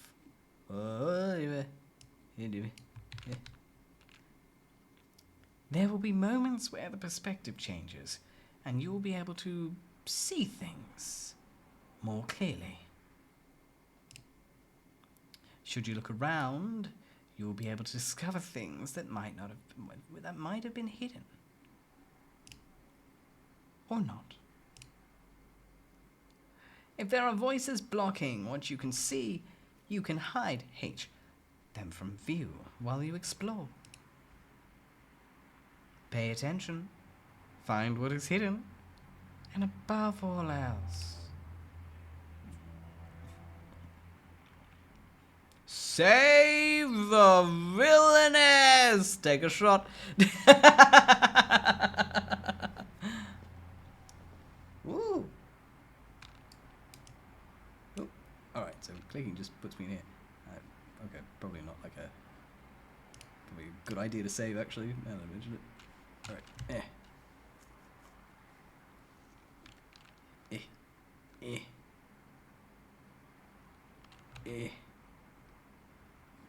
What am I looking at?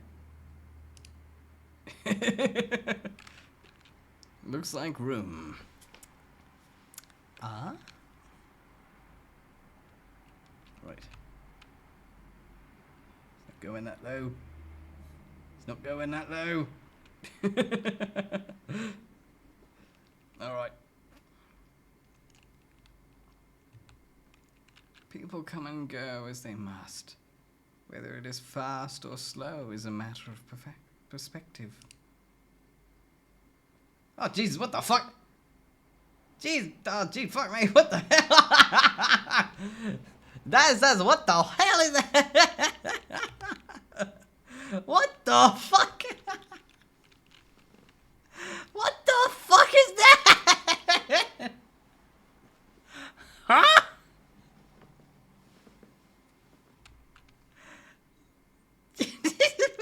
Don't just walk away, I've got questions, bitch. I trust him with my taxes. It's gone now.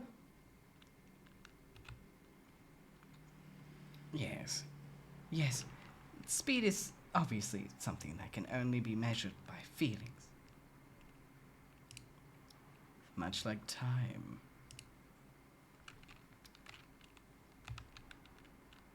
Yeah. Obviously, I will not be speeding to my bedroom to rest if I cannot stop going around in circles, both literally and figuratively. So what can I say to move things forward? So this is the house. The house. As you can see, my lady, there are no other houses here. Therefore, this is the house. Well, I mean, certainly everything about the situation is perfectly logical. However, can you tell me something useful? Why is the house alone? Oh, this is hard, actually. Oh, actually, no. What? Oh. Why is the house alone? Is it shy? Did the other houses vanish into the fog?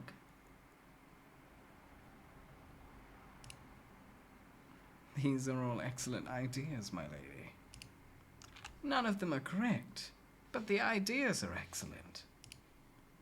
Ideas are priceless here, my lady. Should you keep several spare ideas at all times, you will be well rewarded. I have no idea what I know or do not know at this point. I need to find some information that will help me stay safe while living as Jane Neville. I also need to find a way to earn this servant's trust that they will support me against my murderous former fiancé. Maybe subtle flattery might help convince them to support me? Oh, this is a very lovely house that obviously does not always kill people under mysterious circumstances. Yes, I have said as much. I wish more people would appreciate the beauty of hardwood. Well, I appreciate hardwood. I can definitely look around and see how wonderful this house is.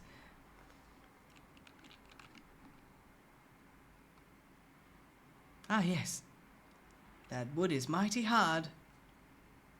Mm-hmm. Oh my god, literally. For instance, this is a perfectly normal ceiling. There is nothing strange about having wall paneling, wainscoting, on it. Normal manors often have heavy wooden panels on their ceilings that might unexpectedly fall down at a moment's notice. That is correct, my lady. Though I would suggest you be careful where you stand. Oh. Oh, well, why? Is that a secret of the house? Does it destroy people by dropping unexpected wainscoting from the ceiling? That is mostly a matter of timing, and time is always relative.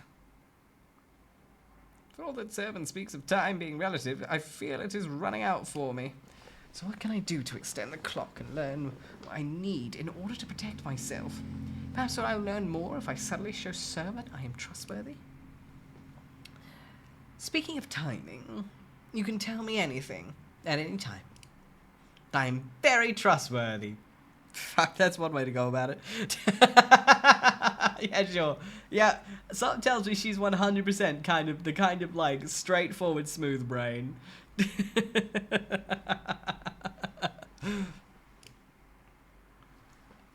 Ah, how wonderful that you are very trustworthy. In which case, the secret of the house, yes, is that we barely have the wainscoting under control. What?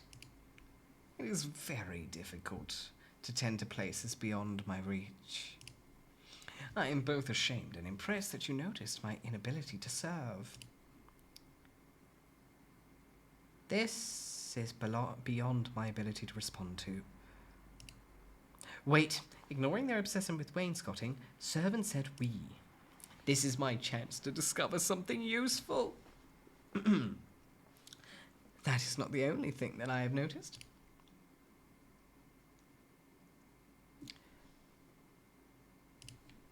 Are there others in this house? I mean, other than you, myself, and the wainscoting. Very clever, my lady. The inhabitants of this house vary, but they will become clearer as you decide. So there are other people in this house. I knew that the light in the carriage window meant that someone was there. So does that mean that my patron is here? Or is it someone else entirely? Way to go, Nix! Yes! Honestly, Peter, it actually does look like it. Is my former fiancé lurking in the wainscoting while preparing to murder me?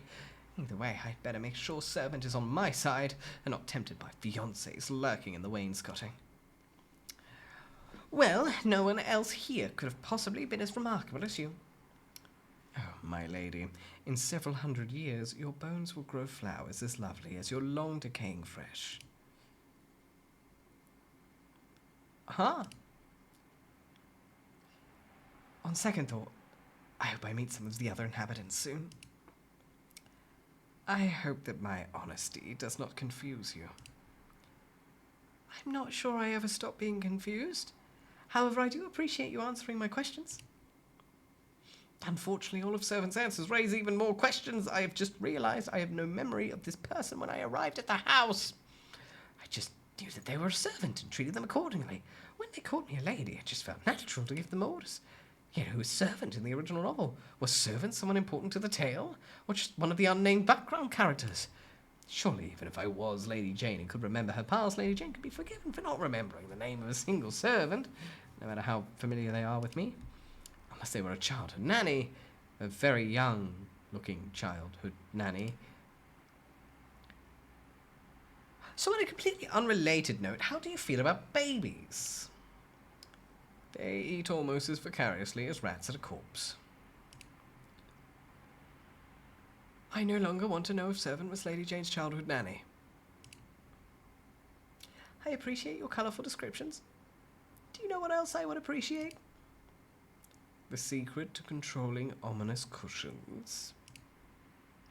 No! Well, yes, actually, but I would like to first get some sleep. Surely there must be some place in this house that is not covered in wainscoting. Well, surely there must be some place in this house that has a bed tucked in between the wainscoting. In that case, there is a room that might be of use to you. At this point, if it is full of neither wainscoting nor ominous cushions, I want you to lead me to it. I live to serve. Shall we indulge your tastes now, my lady? It's gonna be covered in cushions.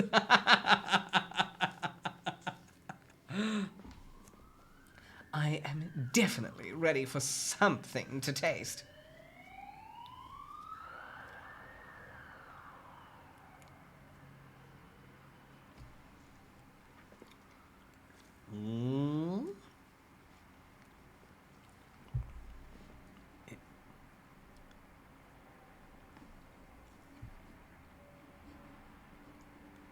Oh, they chillin', they chillin'. Just saying, servant mega tall. She ain't no cushion trim. Nearly there, my lady. For some definitions of nearly in there. It feels as if there should be many more rooms on this side of the manor, yet there's only one door. This does not match the windows I saw from the outside. Even the lights I saw from the outside did not match the lights inside. Then once I came inside, those candles slowly lit up by themselves. However, at this point, I will be grateful if there is not a giant pit I must crouch to reach bed. Is this the bedroom where I will be staying?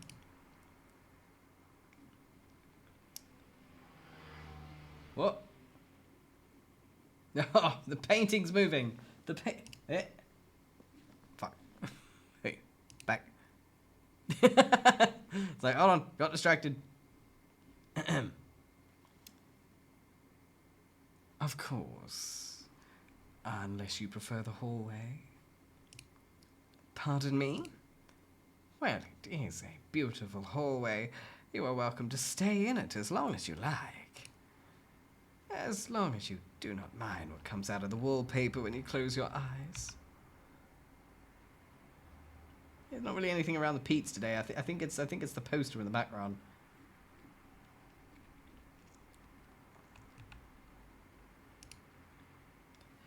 Serene, I am serene. Serenity. I wonder what that feels like. Oh, me too! Now that we have something in common, I should ask Servant a question to better understand what is happening in this house.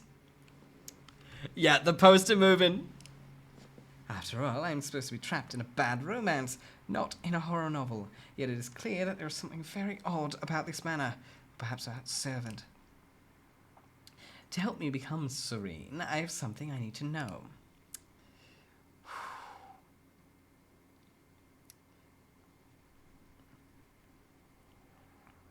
Ooh, this is a tricky one, actually.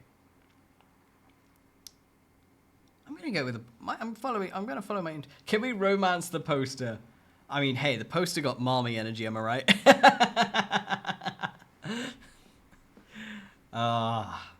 This is what can allow us in trouble in Dungeon Mashi. Do you usually see things that are not there? I can only see what can be seen. So everything you have mentioned is visible. I can only speak to my own view of the world. You claim to see things coming out of wallpaper, as well as rebellious wainscoting and murderous pillows. Perhaps you could tell me what you do not see? Well, I cannot see your investigative ability. I am not sure whether or not I was just insulted. However, the only thing worse than being insulted is having to ask whether or not you were insulted. So, as I definitely understood your clever words, I am now ready to sleep and think about how clever you are. What a coincidence. I am ready to stay awake and think about the same thing. Well, I am ready to take my chance with whatever is beyond that door. Then, while the evening is spread out against... the evening is spread out against the sky. Let us go.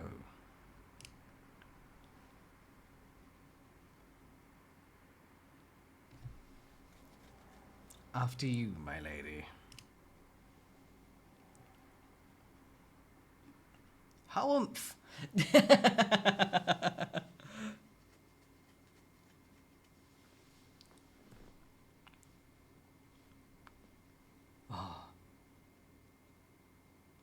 What a big, weird but beautiful room covered in wainscoting. There's so much wainscoting.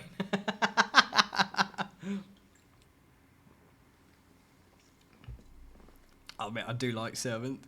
He's got that like, oh, I would never say anything cruel to you kind of energy to him. Like, yeah, you're a bastard. So the bed is placed against the wainscoting? Ooh, the wainscoting is like these little wooden squares on the wall. It's like little extra things you tack in the wall to make them look fancy. Were the builders unable to stop creating wainscoting long enough to make a space for someone to rest? Rest is temporary. Wainscoting is eternal. That seems like a design decision that will cause problems when wainscoting starts falling on people just trying to sleep. As I said, rest is temporary. Until it becomes eternal. Well, temporary or not, I need some rest, although I would like to bathe first. While my thick coat of dirt and bruises might match the decorating here, I do not want to sleep in this charming outfit. It appears I have another concern as well. Based on the noise of my stomach, I need some way to fill my hunger. Bath has been prepared, and food is available to consume while you wash. Still, while the bath is available, I will not be joining you. What? I cannot provide for all your appetites and needs. Excuse me? You're excused. Still, you will need to clean your body and thoughts on your own. Good evening, my lady. May you wake from your dreams. He is so rude. Hi, Nova Sapolo. Thank you for the follow, darling, and welcome in, welcome in. He is giving Javier energy, isn't he? Well, I am now afraid that if I blink, the room will disappear as servant did. I must find the bath before this happens. The room looks as if a depressed brothel mated with an army of wood panelling. Fuck, that's a descriptor. Where could a bath possibly be hidden in this space? That makes both more and less sense than I expected. How do they even fit the bath in? You know what? Never mind. I'm just grateful to be able to clean myself. At least the water is pleasant and does not seem to be ominous. Even if I can no longer see the blood I am sure was on my hand and neck, at least I am able to become clean.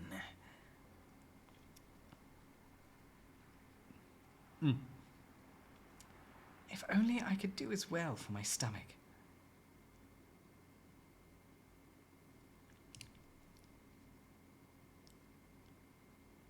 Where did that food come from, and why is it being held by a piece of wainscoting? There's food dangling from the wainscoting? That's an image. It's like I look up to the ceiling and from a particularly nice set of wainscoting is a steak. I know that. Welcome, welcome. I'm glad you love my silly little TikTok funny ha-has. My silly ha-has.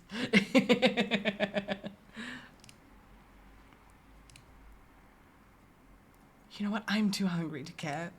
I will be very upset if I'm murdered by a frighteningly shiny apple and a wine glass full of apple juice, but at least my stomach will stop making terrifying noises.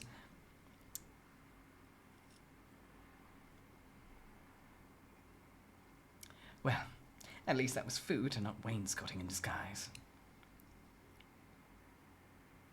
So what do I do now? I'm meant to wear these rags to bed. I'm meant to sleep undressed. That is definitely a nightgown. I'm going to assume it was hiding at the bottom of the wine glass, although I am tired enough to have imagined the wainscoting dropping it in front of me. I am not too tired to realize that this nightgown fits me perfectly. This is concerning. Why is there someone who knows so much about me when I know nothing about them? I still do not care. These pillows look so comfortable that they can strangle me and I will die smiling. It is time to sleep. Relationship ended with couch cushions. Relationship started with bed cushions. Hi, Lassie. Welcome, welcome. I hope my new dreams are kinder and less strange than the rest of my day.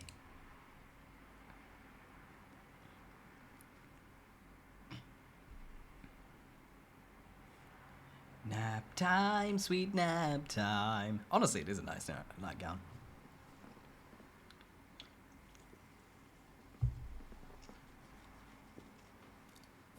Sip, sip, sip, sip.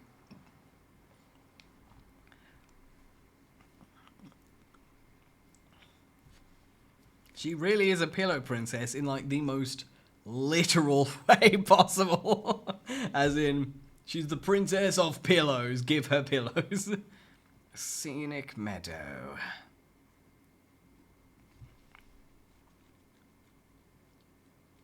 Ooh.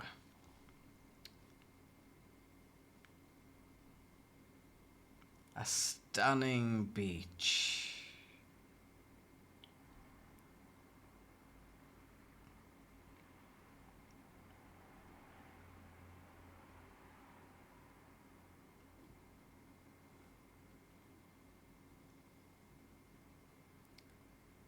A magnificent forest. Where would you like to die?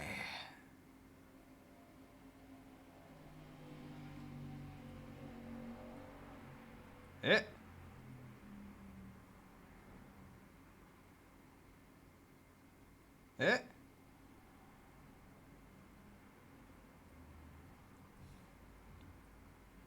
Eh?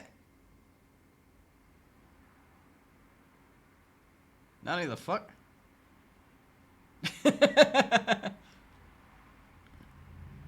What is this? What in the fever dream?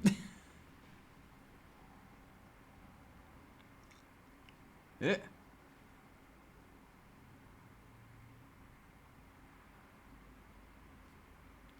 What in the acid trip is going on right now?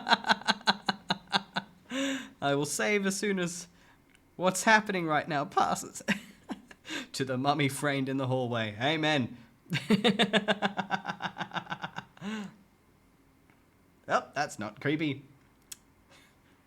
This is, if this is a time change, this is the creepiest time change that I've experienced in a game. So hats off.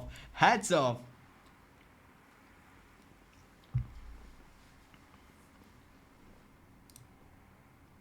Alright. No. Save. Eh.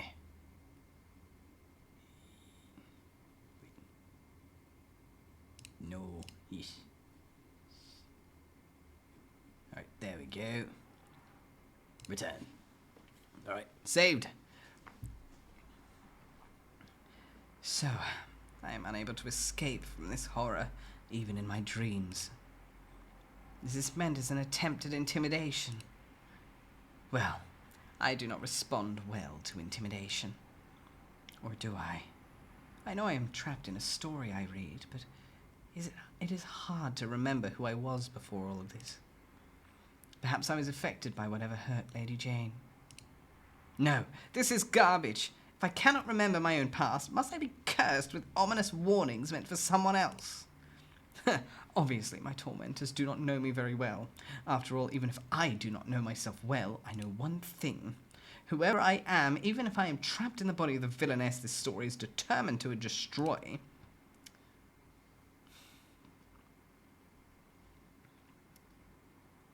if you take away my arms, I will kick you. If you take away my legs, I will bite you. And if you take away my teeth, my gums will make you bleed. I will not be defeated. I will find a way to escape this mad world. Good morning, world. Here I come.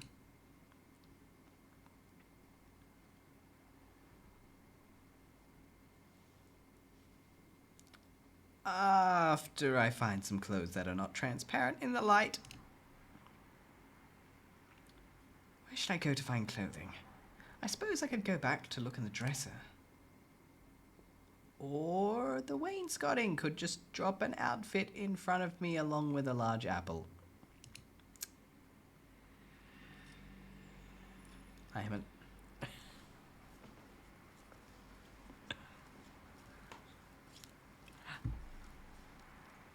Hi, Labyrinth. How are you? Welcome.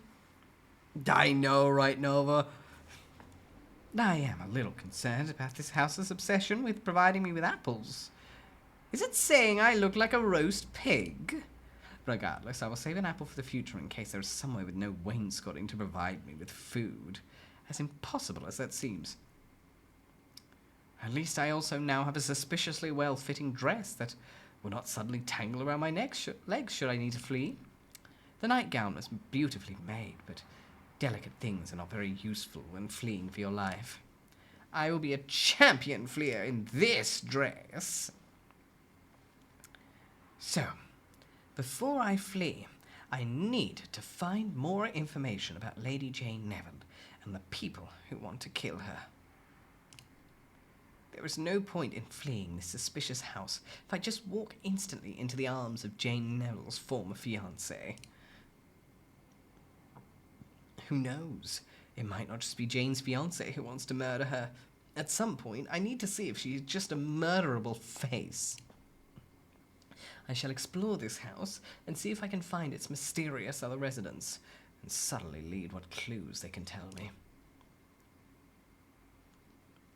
Hi, welcome. Hi, Desric. Hi, Nook. How are you? How was your stream? I hope it went brilliantly. Then I will flee in my very fleeable dress. It is so comforting to have a plan.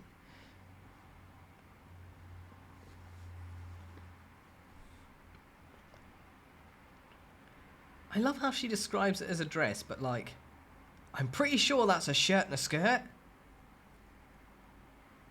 That's technicalities. Oh, the GIF painting's still given. So, where shall I go now? Well, that was not at all unnerving. I assume the bedroom was glad to be rid of me. I can only hope that the rest of the house feels similarly. If so, I hope that I can quickly find the other inhabitants and get the information I need. Oh, this is strange.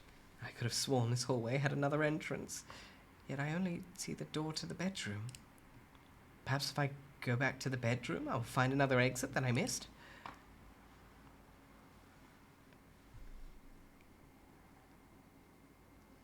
This looks strange.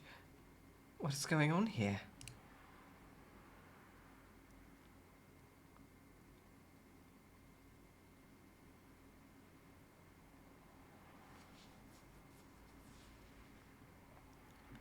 This is not the bedroom. Hello? Is anybody here? Hi, 𝐄𝐍𝐕𝐓𝐮𝐞𝐫, how are you? And welcome, welcome. None of this seems right.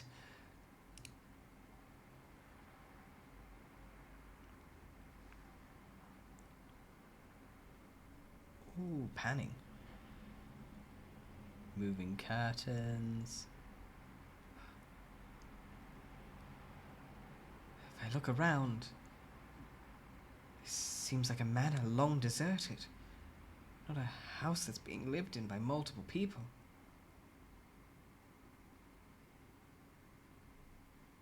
What am I looking for? Oh, I was just looking around. Hiya, hiya. Ah, you're all right, dearest Mint, you're all right. Glad to invade your timeline. Fruvo, welcome, welcome. It's lovely to officially meet you. We're currently playing the game Save the Villainess. It's a spoopy Villainess Isekai game.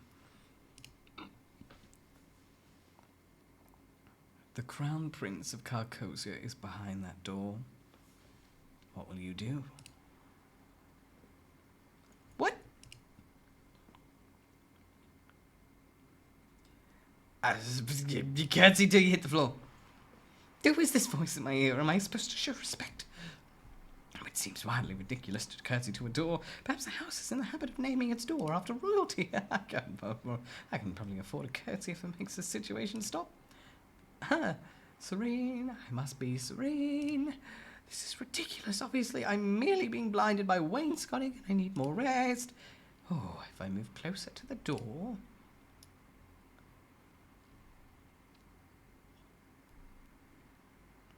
I can see nothing unusual.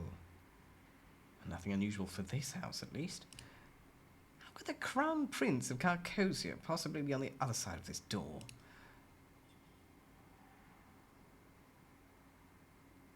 The fucking... Introducing... legs. Crotch. Butt zoomed in. Chest. Face. Of course, Nova. It's always going to be a joy to have you here. You'll always be welcome. Well, have fun doing what you're doing. Jane? Is that you? It's hard to see with all of these lights in my eyes. I recognize this man. This is Edmund Alpin. hope you are doing well, Jane, despite the recent problems. The Crown Prince of 𝐄𝐍𝐕𝐓𝐮𝐞𝐫. It is fitting that I only remember the handsome prince from the terrible novel and not anything useful. Such as whether or not he plans to smother me with ominous cushions. He did not appear to be the struggling ominous cushions when I carefully looked him over for security reasons. I'm not prepared for this. What do I do now?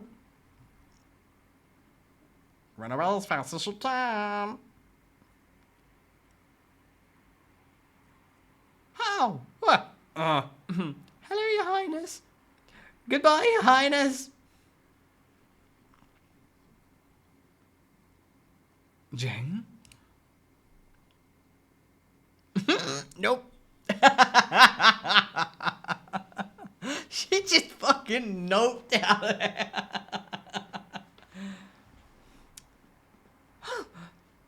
Oh, I could have sworn there was not a giant hedge in front of the manor. It was very dark last night. More importantly, I am a simple woman. When an ominous voice whispers choices in my ear, I expect those terrible choices to be honoured. Forcing my body to run when I have chosen otherwise violates the spirit of ominous voices. Should I have not been allowed to curtsy solo, my knees escaped from this stupid story? Think of my escaping knees. It appears you doubt my guidance. Well, would you be pleased to listen to an ominous voice in your ear? Point taken. Also, your advice is terrible. A good ominous voice would at very least let me say something impressive, such as, "From the depths of oblivion I curse thee," before I had to do something stupid. You made me see, "Hello, Your Highness. Goodbye, Your Highness. How can I be a good villainess with such pathetic words? It's not even addressing my ridiculous run." So you did not wish to run? I had no desire to run so far and hard with some other force controlling my body. Fine. The decisions are yours. You'll realize the truth soon enough. And wish you had run even farther.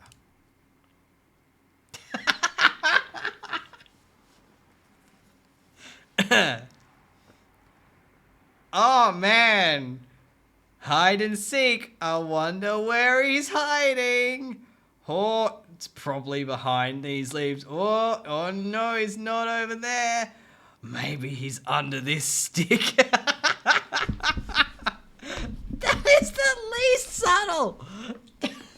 Bro, it's literally, you know, in those movies when a character will hide behind a tree that's like got the width of like a jar and is like, "I'm hidden." Like, bitch, you ain't. Night Nova, sweet dreams. You sound even more foolish now. Da-da. Nobody could run farther in skirts than I did. Da-da. It's just slowly approaching the fucking... Da-da.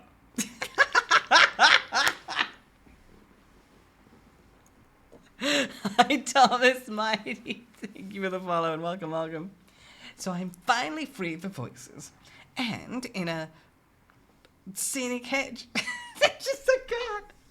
I fucking can't. That image alone is painful. Oh my god. At least I can stop worrying about terrible romance novels' fiancés until I catch my breath. Food.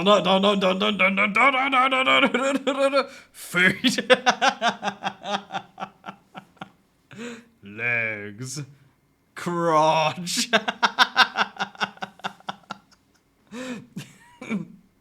Tartars. Face. Okay, best introduction ever.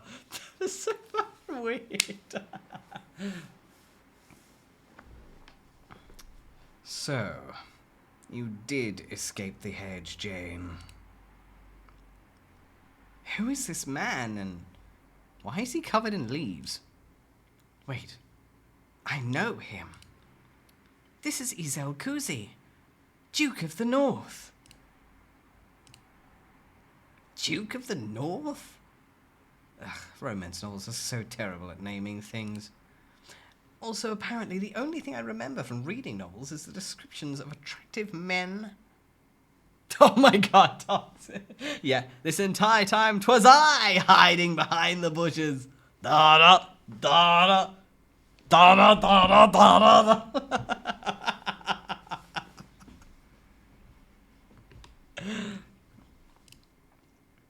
That seems fair. And that is why it is important to determine whether it is a good hedge or a bad hedge before moving. You have to be careful about hedges, Jane. I do not want you to be hurt by a bad hedge. Somehow I have missed everything, Lord 𝐄𝐍𝐕𝐓𝐮𝐞𝐫. I will need to subtly change the subject to hide my inattention. Do you enjoy lurking in bushes, Lord 𝐄𝐍𝐕𝐓𝐿?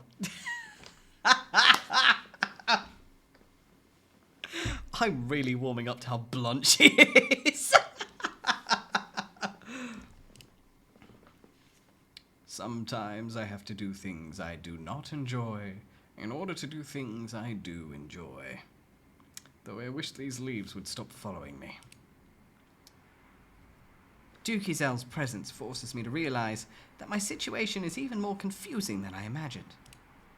I was so sure that Prince Edmund was the former fiancé that I was escaping, especially since I was literally forced to escape from him. However, a Duke of the North who sneaks around in bushes is both suspicious and a good candidate for being a bad romance novel's male lead. Which of them is the fiancé who betrayed Jane and sent her into exile? Unless, could one of these two men be the patron who helped Jane and me escape from prison to come here in the first place? Who is who? Is Prince Edmund a sparkly yet murderous fiancé, or an equally sparkly yet helpful patron? Is Lord 𝐄𝐍𝐕𝐓𝐿 a suspicious hedgeman? Well, yes, but is Lord 𝐄𝐍𝐕𝐓𝐿 also a former fiancé? Could he be my patron? How can I tell? Are you hurt, Jane? Did the bushes ambush you?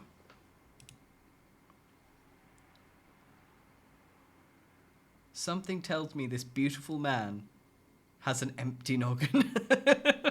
I'm getting a distinct feeling that he is a lot more beauty than he is brains. And I love me a dumb man. Why am I surrounded by people who want my destruction? Probably because they are jealous of how hard you have been training. Pardon me? Jane, you have always been the hardest working person I know. Your enemies must have seen your efforts and grown jealous of you. They have? Well then what should I do? Obviously, you must train hard to overcome all future trials. Luckily, I am here to help you. By the time I am done training you, no one will doubt your strength, brilliance, and cunning. You will overcome every last obstacle. Does this strange Duke of the North even know what genre he's in? We're supposed to be in a bad romance, not an action-adventure series. Thank you for the follow, Evange2406. I appreciate it, darling. Thank you and welcome, welcome. Perhaps I should have fought harder to stay with the prince dressed like a human chandelier. Yet that may be unfair. Duke 𝐄𝐍𝐕𝐓𝐿 might not be quite as obsessed with training as he seems on first impression. Perhaps he has other sides to his personality. It is good to see you again, Jane. I have been waiting in these hedges for some time, in the hopes of our next meeting. Fuck me, he's dumb as a bag of bricks. Man just sat in a hedge like, one day she will pass, and then we will have our fateful meeting. It's not fateful if you've been hiding in a bush for a couple hours. Then it's stalking. The bricks are smarter.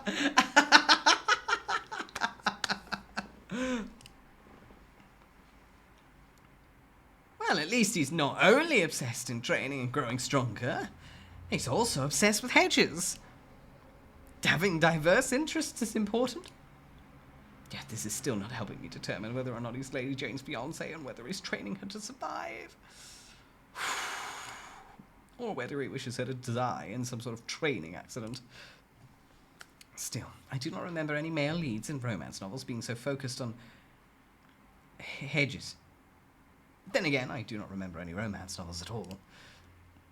Perhaps romances are mostly centered around hedge care? Unfortunately, I do not think the omniscient voice is going to help me run anymore, so I've no easy way of leaving this situation. So how should I answer this hedgeman? Who could be either friend or foe?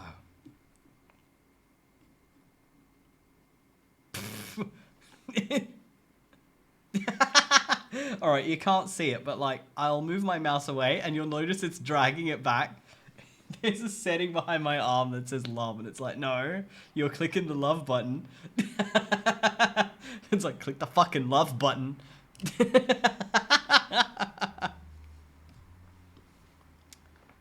So you wish to know more about love. You seek me as your tutor. Your trust in strangers and talking objects is noted. I have created a gallery that will provide what you seek. You will be able to judge affection through writing, portraits, moods, and numbers. Hi, Jade Peppermint. How are you? And welcome, welcome. Hello, darling muse. And no, you. Oh, I'm having a blast of a time. Everyone's dumb as bricks, and it's great. Except for Servant. I'm convinced Servant, they have all the brain cells. I'm convinced. They've just got all of the brain cells.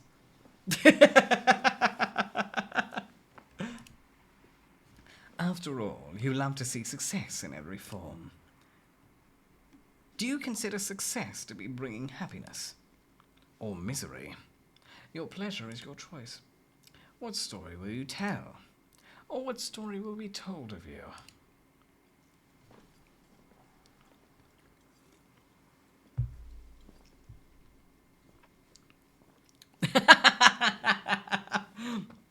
Yep.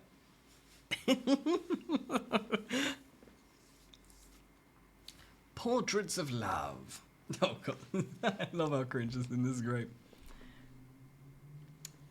𝐄𝐍𝐕𝐓𝐮𝐞𝐫 is perfectly neutral. You are not happy with the state of this gallery? You wish for more options? Perhaps you need some further explanation. Thank you for the hydrate, Sana. I appreciate, and the stretch. Thank you, darling. Ah, those beautiful, vacant purple eyes. I love them dumb. He's so dreamy, he's dreaming. Man was introduced by popping out of a fucking hedge.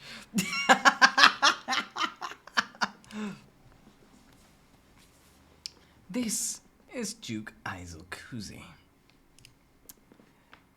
Never mind. Why bother showing the entire man when the only part you care about is the face? I know what you value, and here is where you can discover the effects of your choices. In this very special gallery, those who are capable of receiving love will show you how they feel about the actions of Jane Neville.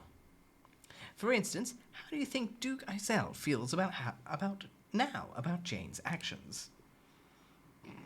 Now, of course, Jane has not taken any actions yet. That is why the Ace's answer should be easy. Neutral.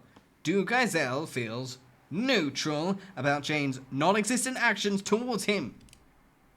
But, fine. Why do we not see what happens if Jane performs an action that makes 𝐄𝐍𝐕𝐓𝐿 feel happier? Is that not an incredible difference? Can you not see the joy beaming from his face?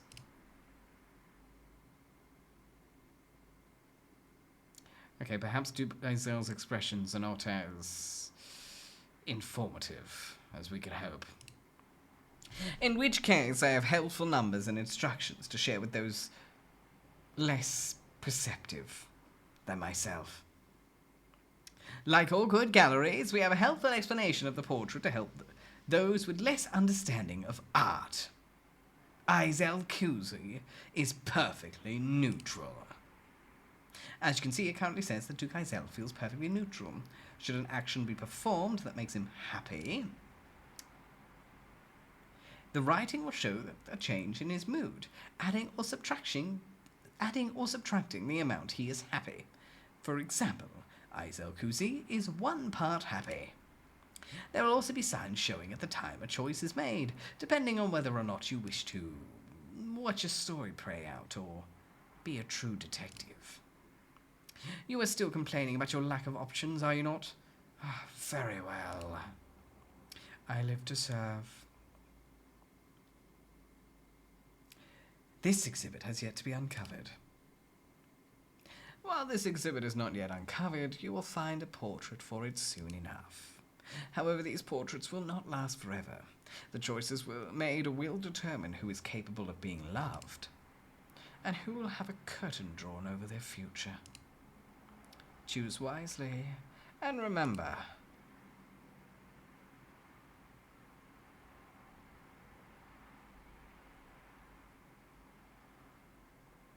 if it brings up the logo again, I swear to God, take a shot.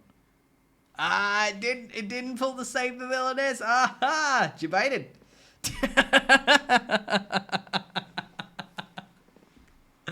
I know, right, Lasty? Thank you for the follow for fecal cucumbers.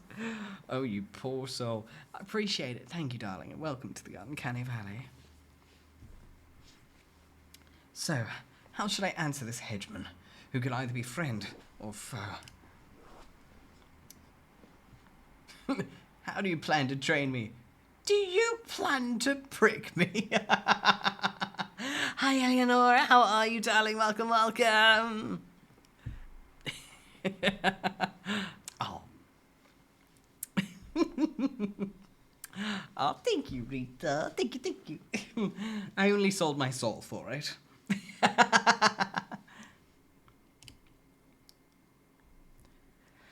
How do you plan to train me?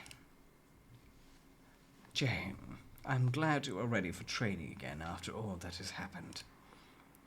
We will work to show your speed, strength, and cunning to all around you. No one will dare doubt your abilities.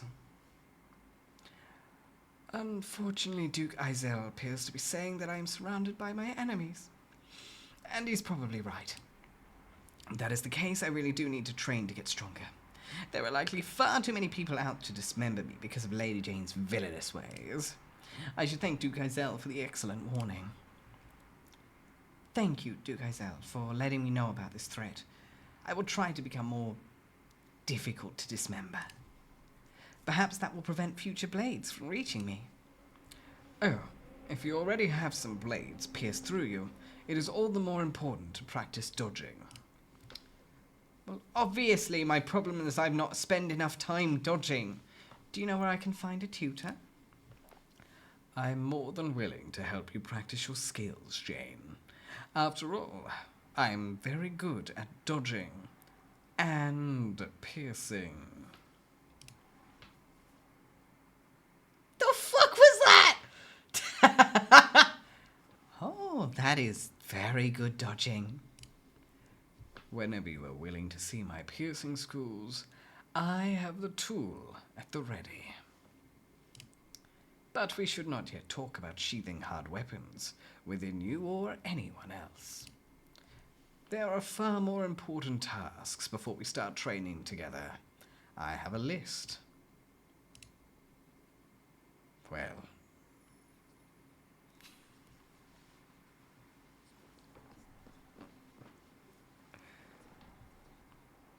Well, I had a list. Hi guys, hi Vale, hi Raiders, how are you? And welcome. We are playing Save the Villainess. How was your stream? What were you doing? Hi, PG. Thank you so much for the follow, darling. Welcome, welcome. For a simple recap for our lovely raiders of whom have just joined us tonight, this beautiful silver-haired man behind me, this absolute snack of a gentleman, is dumber than a bag of bricks. If you like your man beautiful and brainless, he's the man for you. Man's introduction was popping out of a hedge.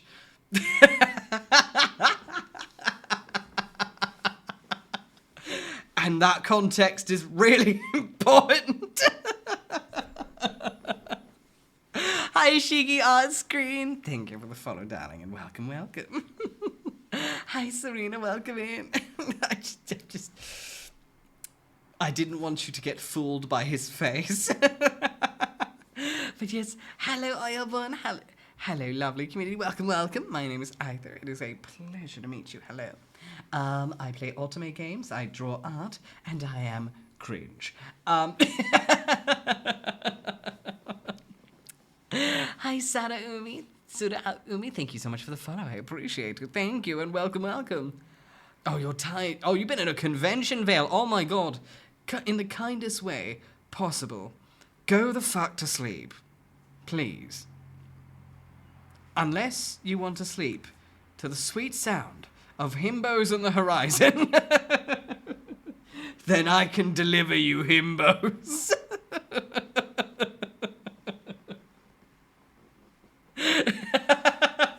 Because Lord Almighty.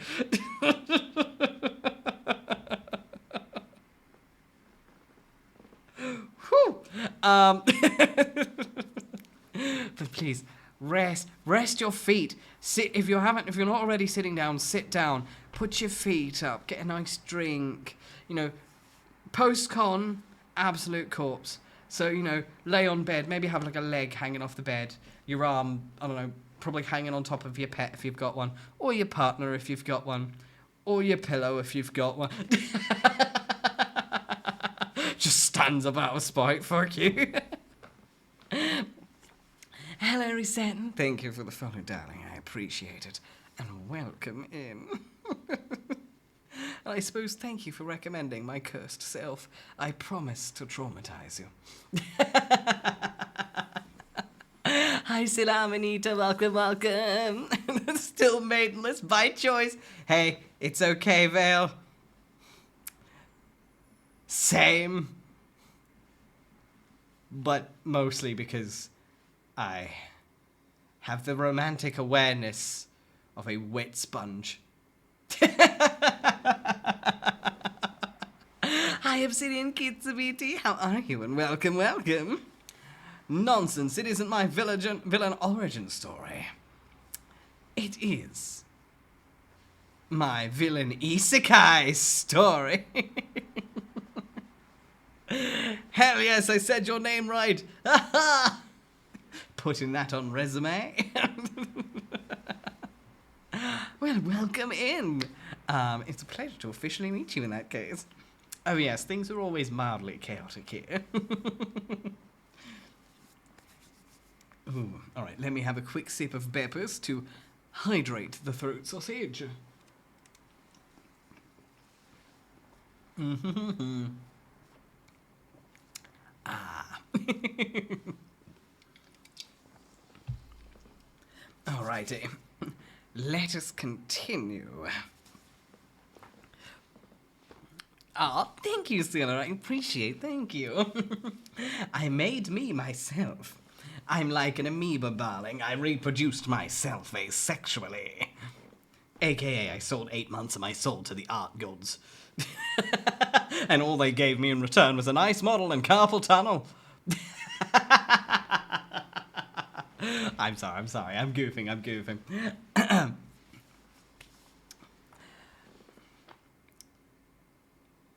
Did you lose it among the bushes or when pricking soft women while training them?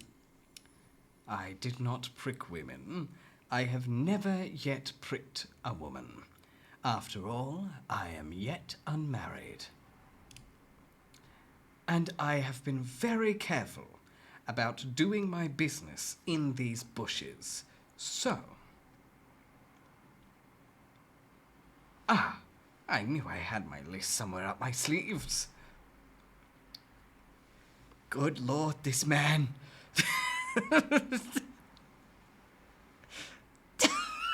list. 1. Go to Jane's manor. 2. Find Jane. 3. Solve problems.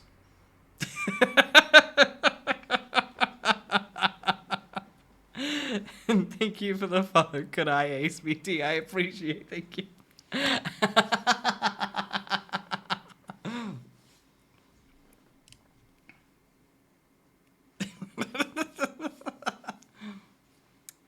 As you can see, there is only one step left. 𝐄𝐍𝐕𝐓𝐮𝐞𝐫, I am morbidly curious about what the solve problems part of this list means.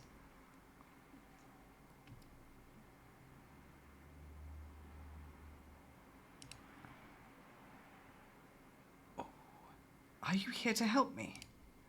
I assume people are interested in either helping or murdering me, so which of these two options does your plan include? My plan is very simple.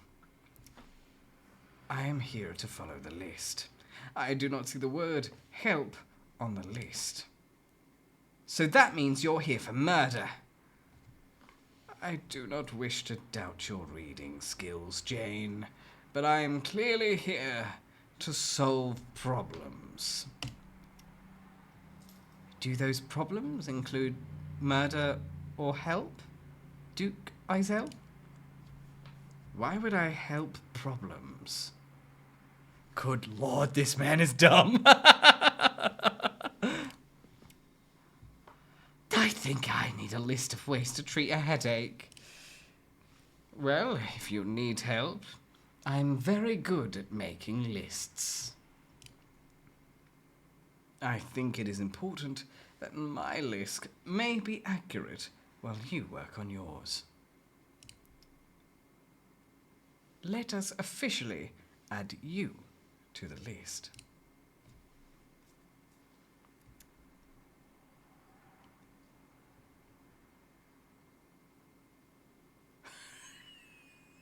Fucking hell. 1. Go to Jane's manor. 2. Find Jane. 3. Solve problems. 3A. Jane. Good Lord. If you like your himbos pretty, I have the man for you. Oh, Jesus, what the fuck is that? What the fuck is that? Oi, you. Fuck you on. Bro.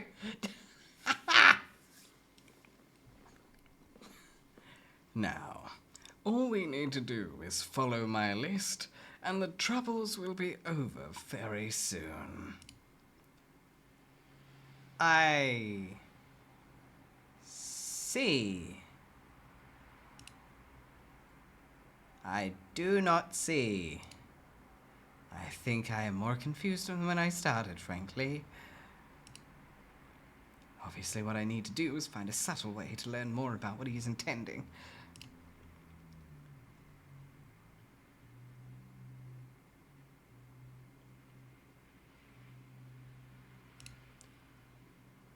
I am impressed by plans.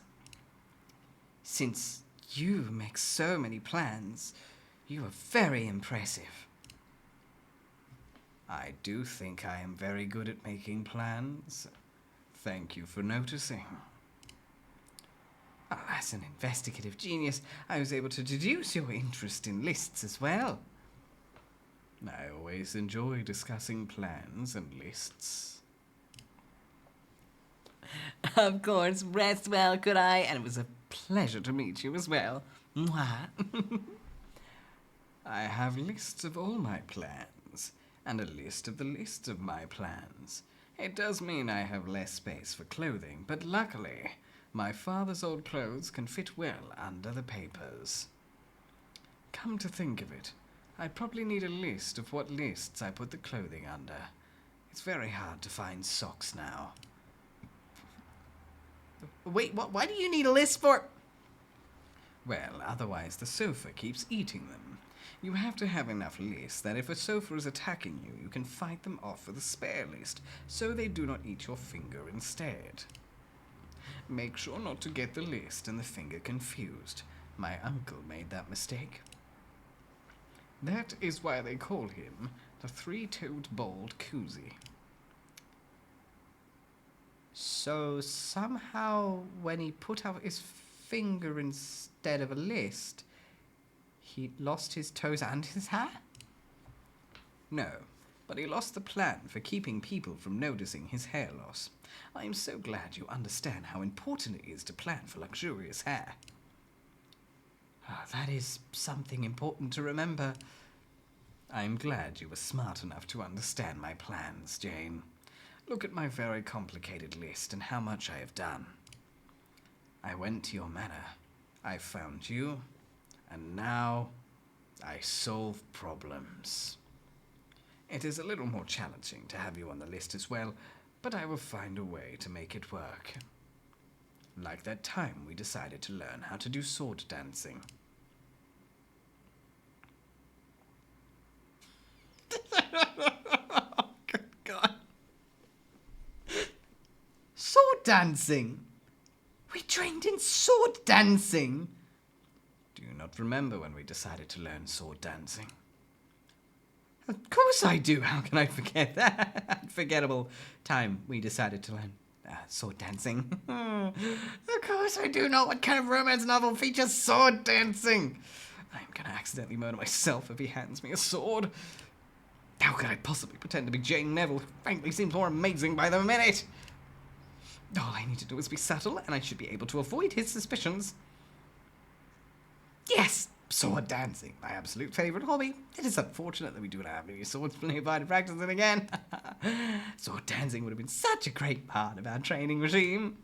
However, I'm unsure we can cope with this disappointment. Bravely, very bravely, extremely bravely, with graceful bravery, almost to the height of the house's wainscoting. You like sword dancing, Jane.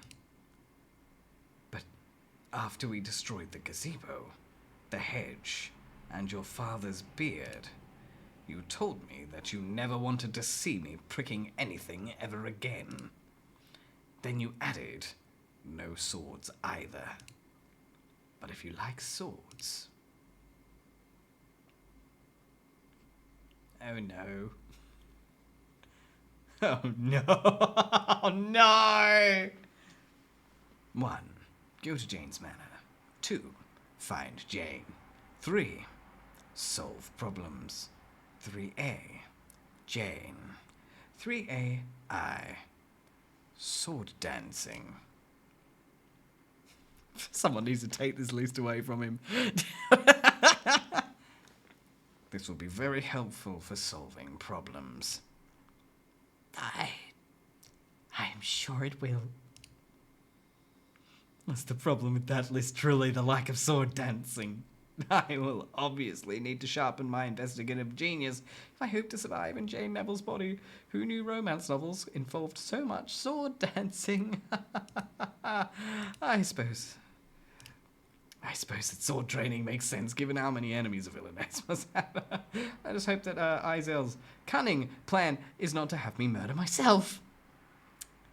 I am excited to see your sword handling skills again. In any case, moving away from my overwhelming passion for training with large dangerous objects, would you like to go into the house, Duke Isekai'd? It must have been a long ride here. Surely you need to rest and refresh yourself.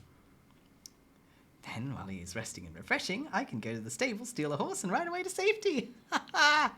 If I'm going to live up to Lady Jane's reputation as a villainess, this is the best way to do it. After all, I truly do not want to demonstrate my non-existent sword dancing skills.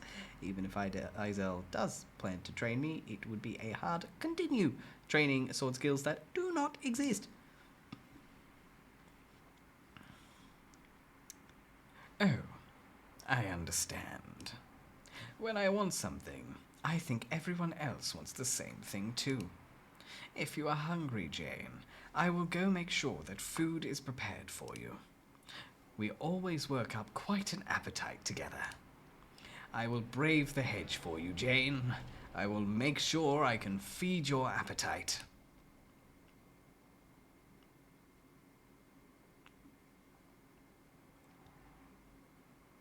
I do feel a little sorry for Duke Izel. No, Izel, since he keeps calling me Jane. He's very earnest, and obviously not as subtle as I am. I wonder if his angelic face and sweet words hide something more sinister. Perhaps it is time to think things over. So far, I've seen 2 men on this estate. It makes sense that one of them would be Jane's fiancé and the other her patron. So is this the first relatable and very normal Izel, Jane's helpful patron? Is he her cruel fiancé? How can I possibly tell? Especially without letting these men know that I do not remember Lady Jane's past. How can I tell without letting them know I'm not Lady Jane? What will these men do if they realise I'm not Lady Jane? I think I need to find a horse to steal. To the stables? I just need to find the stables first. Were the stables always at the end of this passageway? Never mind. If it makes life easier to steal a horse, you do not ask too many questions. Fuck this shit, I'm out. Fuck this shit, I'm out. No, thank you. Everybody please take a seat while I get my shit. I'm gonna leave, cause fuck this shit, I'm out.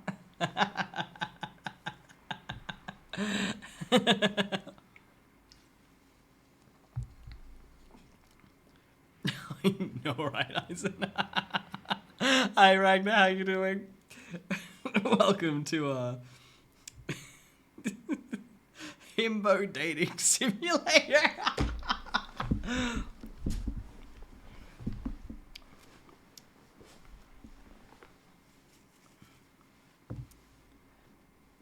So, where are the horses hiding? Between the carriages that brought me here and however anyone else, there must have been at least one horse here.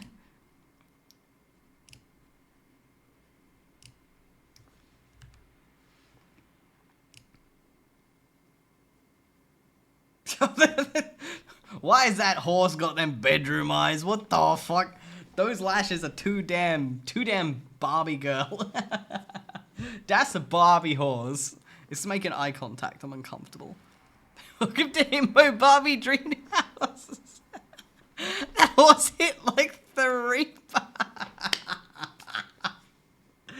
Oh yeah, that's those big pimples. Are you looking for me? Nope, I refuse to believe I read that kind of novel. Why would I read novels about enchanted animals that need a kiss to turn back into attractive men? This is obviously a mistake of some kind.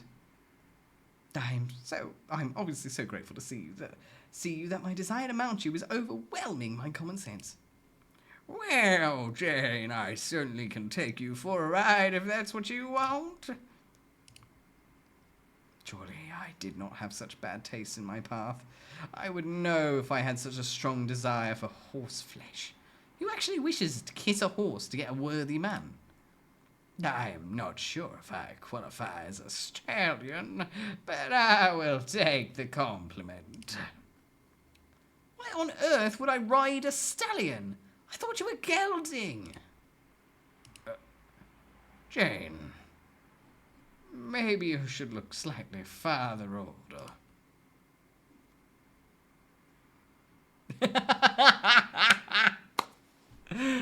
This is poor dude just there. He's like, hello. Why is everyone getting a crotch zoom? Everyone's introduced by their grippers, then their nut first.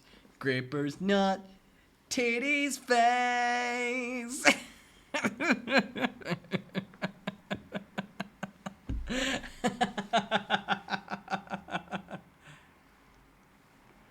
Not horse. I have missed you, Jane. Ben? Oh, thank goodness. I was afraid you were going to call me Lord Buren for the rest of my life. It is good to hear you say my name again. Ben Buren, only son of Duke Buren, childhood friend and neighbour of Jane Neville. I am forced to realise that I truly do have an incredible memory for attractive men, and nothing else. Did Ben's exposed collarbone hypnotise me so much that I immediately blurted out a name that could only be used by someone very close to him? Ben is not upset, but I need to be less suspicious. Perhaps I can subtly change the subject. Why are all Bens coloured green? Look, it's just Ben coloured. Oh, you look well and not like someone about to murder me. Tomorrow in Paran, you'll What? see intermittent Alexa, stop. The fuck?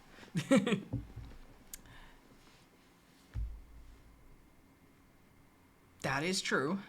Although I am amazed that you can see me through all these petals. Why are there petals floating in a stable anyway? I have no idea. Maybe someone was storing potpourri in the rafters and the packets fell off when you came here? Those scented flower packets stink. Does it mean I'm going to spend the rest of my life smelling like the inside of a drawer? Think of it this way, Ben. What other foul-smelling objects could be floating through the air in a stable? Ugh. Point taken. I will complain about the petals no further, even if they continue raining down upon me. Have you tried nicely asking the house to stop? For instance, you could say, "Please stop making me smell like the inside of my mother's linen closet."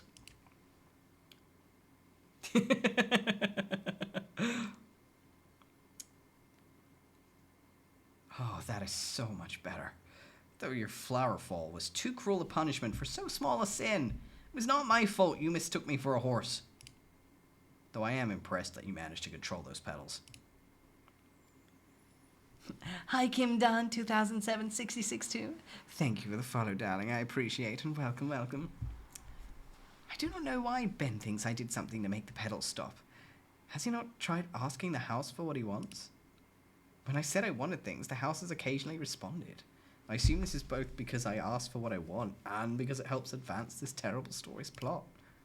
Still, if Ben has not learned how to work with the house, I might have an advantage over him. If he tries to murder me, I can summon one of my endless apples, and the loud crunching noises will distract him long enough for me to flee. However, before I plan to run, I need to make him think I am sweet and useless so he doesn't suspect me. Hi, Leo Sabonestel. Thank you for the follow, darling. I appreciate it. And welcome. It was cruel of you to pretend that animals can speak. To be fair, it's hard to reach you faster than Horse. He's always been bizarrely fond of you. Horse? Oh no, Jane, you do not get to pretend that you did not name him. If I had to explain that name for 14 years, you cannot forget that you forced me to choose it. Well, he seems to like the name. That's because Horse is, as I said, bizarrely fond of you. I assume it's because you have something special to attract him, and I have one guess. What do you use to wash your hair? Horse is always eager to sample it. So, Horse does not want to murder me. This might help me eventually. Hi, Leosa. Oh my god, yeah, it's my silly little clip. I stand by it, though. In the wise words of Gordon Ramsay, if it's fucking raw, put it back in the oven. Horses also have better taste in women than Jane's former fiancé, who I still do not remember. Of course, Ben's presence complicates the question of who Jane's fiancé is, but that's a thought for later. Right now, I need to decide just how friendly I want to be with the potpourri horseman, given who he might be in the story.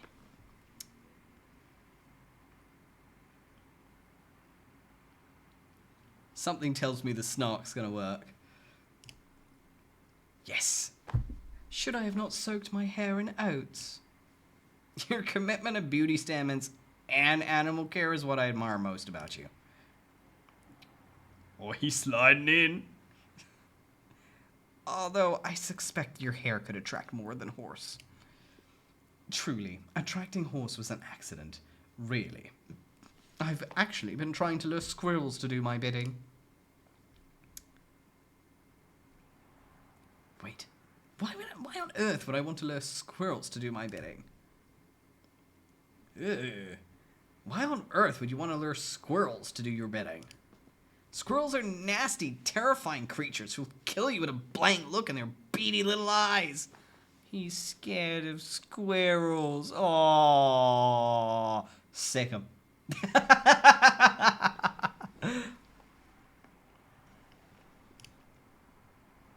Ben? I see. You plan to use bloodthirsty squirrels against your enemies. By the blood, the way your mind works makes me dizzy with amazement at my brilliance. Yes. Among other things. Ignoring your brilliance, if you still are worried about attracting horse, you need not be concerned. Your hair is lovely, with or without the additional scent. Hi, Nuru. Ah, I'm glad you got to experience my love. Oh, when I swear to God, like a couple of weeks ago, I mean, time's an illusion. I can't remember when I posted it. I posted a cheeky video basically like, haha, you lost the game, move on. And like it started gaining like basically like people started sharing it on TikTok, and just you do not understand how happy I am reading an endless stream of comments going, ah, happiness. I do not care about the numbers. I don't play the numbers game, but every single person who's screaming in the comments because their 5-year streak got burned by my dumb little video, now that feeds me. Hi, Suno Zorana. Thank you for the follow, darling. I appreciate it. And welcome. And I'm glad you got a good chuckle out of it. Almost as lovely as it is to see you again.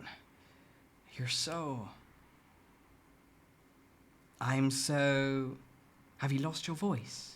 Other words you're thinking too disturbing to share? Of course not. It's just that horse missed you. Would horse be flattered to know that I missed him too? I'll have to thank him personally. Nora, hi. How you doing? Where is Horse? Could have sworn he was right beside me. Oh, he is very clever. Horse managed to find himself an open stall with food where he can still stare lovingly at you. Just him going, nah. I could have sworn that stall had bars in front of it. Surely Horse is not capable of moving bolted planks with its teeth. I need to pay more attention to my surroundings. Obviously, I'm imagining things when I need to remember what I see. As it is, I need to be polite but distant with Ben until I remember more. It is important that I do not say anything that could be misinterpreted as cruel or cold. Oh, no, Nora, you poor soul. Here lies another potential corporate slave, lost at jobs. 07.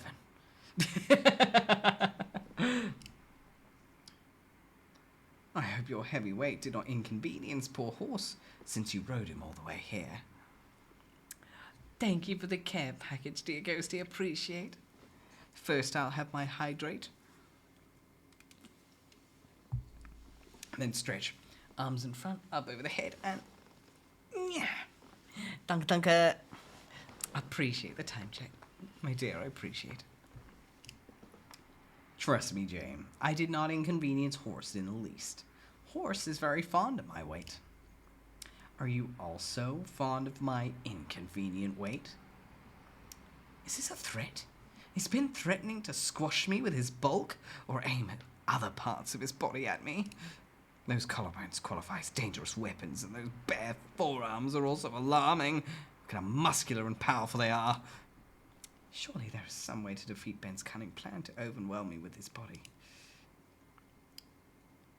No! Nuh-uh! You imagine things. Nuh-uh! Oh.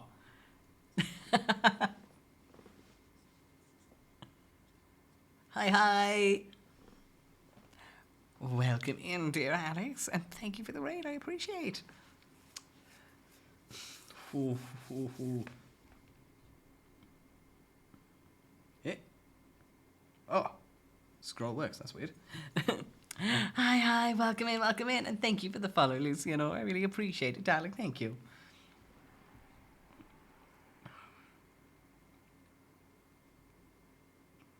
I wanted that. This is hard. Oh, this is actually a hard choice. On one hand, I could like be genuine and get brownie points, but on the other hand, I could be a dick, and being a dick is fun. Ah, fuck it, I'm Australian. He likes dicks. There's a circus missing its clown. After all, I'm not sure who else would have so many jokes to share. You wound me, Jane. I like to think of myself as more of a well-dressed fool. Are you trying to make me let my dark guard down? You are obviously no fool. Oh, you're sweet, dear Nuru. Oh, thank you, Ari. I'm glad you like my model. I'm glad that you agree that I'm well-dressed. On the other hand, while I may not be a fool, I am no clown either. After thinking about it, I have to agree. You're not nearly as amusing as me. Jane, you once asked me, what do you call a fly without wings? And then immediately answered, a walk, without pausing for breath. I love her. She has a history of dad jokes. Done. Win. I like you. You've ticked me box. I'm on your side now, main Cara. Hi, Ash Betty. How are you? Welcome. Okay. I can see why people are like him. I'll admit, right now, Ben is the shiniest just because we didn't get a damn chance to talk to the blonde guy. But I am still floored how dumb that Duke is. Oh, I will give it, the Duke is the most memorable. The Duke is the most memorable. Not many love interests are introduced by jumping out of a hedge. Hi, Shanira. How are you? Welcome. And thank you for the follow, darling. I appreciate it. Fly. Walk.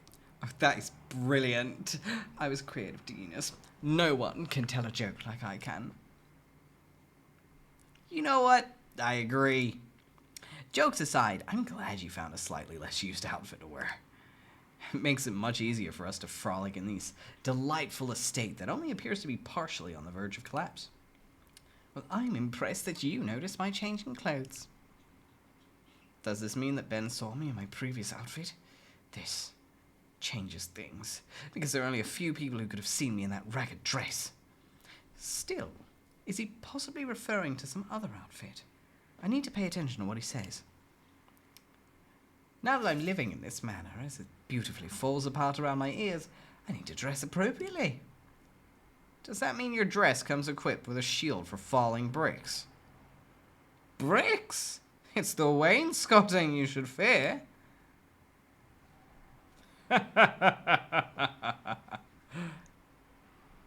Ben, you need to breathe as well as laugh. I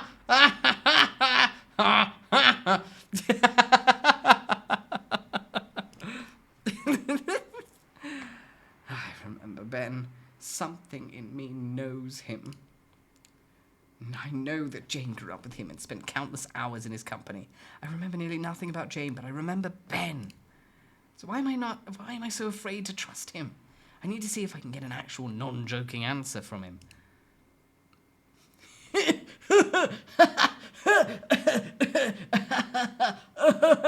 Wheeze, wheeze, wheeze. Ben, you are not here to judge my fashion choices, so why are you here? Jane, you wound me. I've always had time for your fashion choices. If Duke Burn would not let me wear a lace-covered gown, then you could model it for me. I can see why your father would have checked. If you continue to show as much skin as you do, the lace would have been attached to your flesh. Oh, so you can understand why I urgently needed to see you. I actually do not. Why are you here, Ben? Where else would I be? I will always race to be by your side whenever you need me. So you had decided that I needed you. Well, I had hoped that you needed me. Once I've settled Horse, we need to speak seriously. I've never ridden as hard or as fast as I did today. Once Horse is well, we need time to discuss all that has happened. Preferably over a cup of tea. Assuming, of course, that the tea in the manor is not as decayed or as literally everything else here. Well, I could eat the apples, so hopefully the tea will be fine. Maybe I can impress Ben with my courage or my knowledge of the house.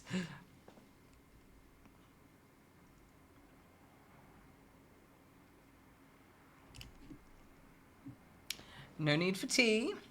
I have apples. So you do not wish to drink tea with me? Wait, where are you getting the apples from?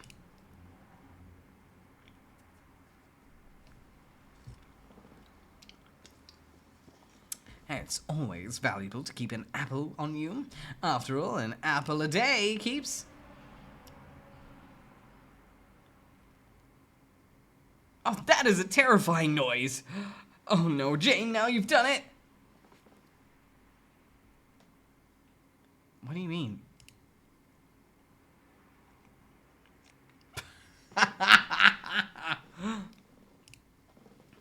Oh, the only thing that rivals Horse's love for you is his love for apples. Perhaps I need to reconsider my plans. I will need to settle Horse again before we can speak. Yes, after you care for Horse, come to the manor. We shall have tea together, since we should avoid apples. It's obvious we have a lot to discuss. I think I'll take Horse for a quick ride because he's too worked up to immediately put him in the stall. You seem to understand him very well. Take him for a good ride. Just know I'll waste no time taking the best tea desserts for myself. I would expect no less from you. After all, time is a terrible thing to waste. What the hell? Time is a terrible thing to waste.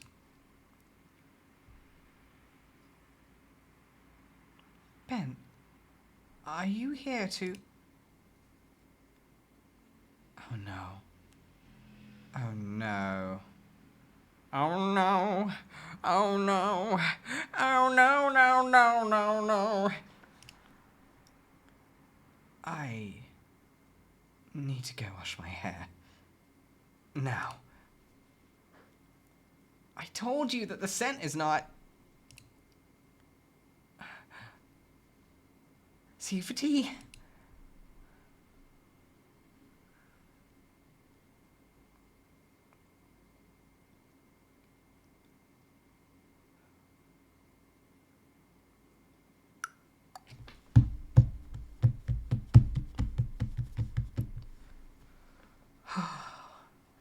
Now I need to think.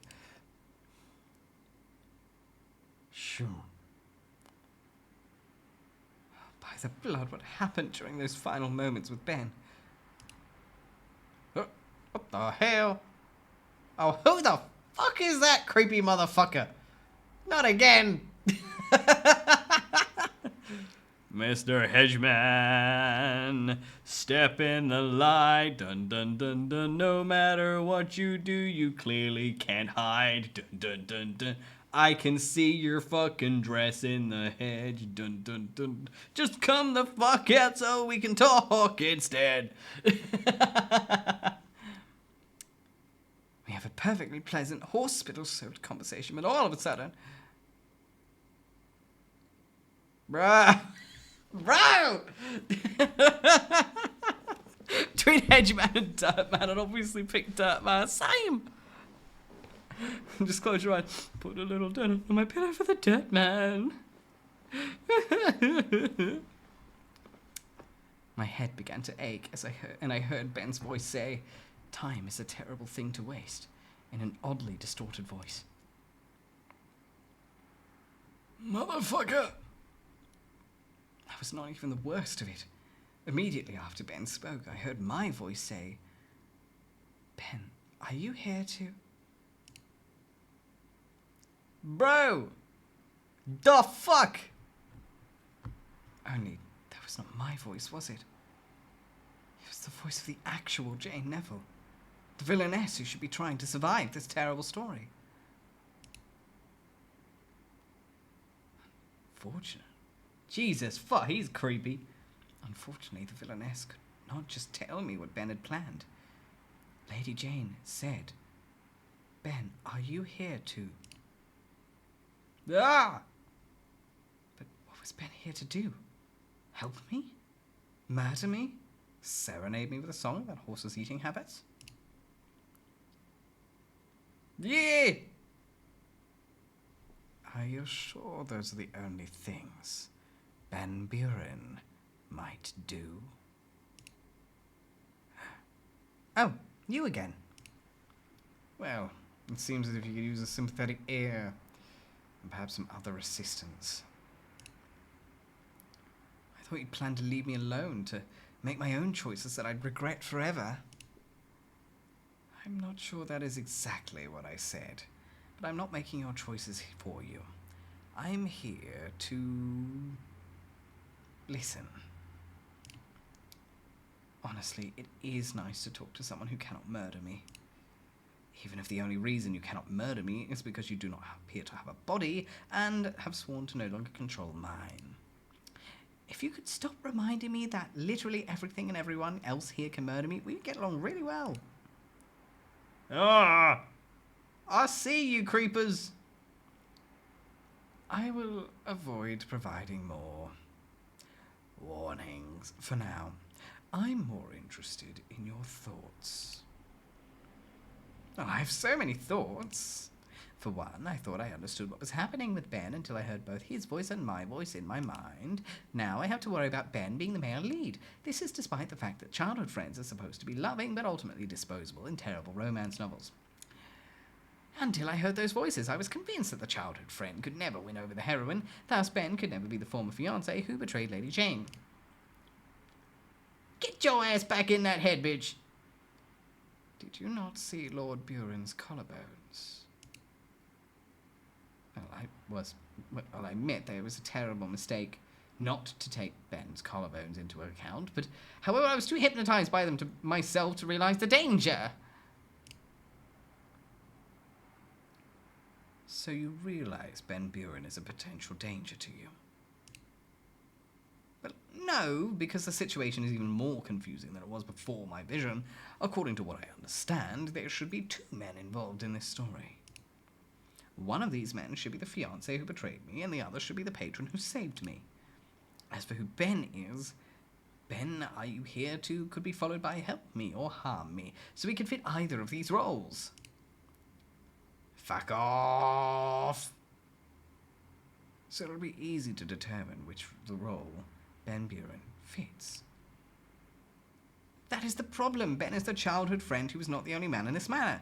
I also met Edmund the Crown Prince and Isekai'd the Duke of the North. So now I must deal with 3 men and 2 roles. That seems like a very confusing math problem. Yes, especially since I have no idea why I have a 3rd wild card here. I don't even know which man is my patron and which is my fiancé, so what am I supposed to do with a third? Make him my hedge trimmer? It seems as though you could use a guide who could help you. Are you volunteering for the role? I am always willing to give you a nudge in the proper direction. Does this nudge involve taking control of my body as you did when you made me run from Prince Edmund? Would you have not run from him anyway? Perhaps I would have. Perhaps I would not. Either way, the choice should have been mine. Why should it matter if the choice is yours or mine, if the choices are the same? The person making the choice matters most of all. If I must live through a wretched story that seems determined to torture me, I need to control my own destiny. Even if you mean well, even if you are truly trying to help me, even if you're right, I must be the person who controls my fate. I do not understand. When I made you run, you called it a terrible choice. Yet you believe it was a good choice when you ran on your own? Well, yes, I'm perfectly capable of making terrible choices on my own. I've never denied that. Sometimes the choices I make will be terrible or will seem terrible to someone like you.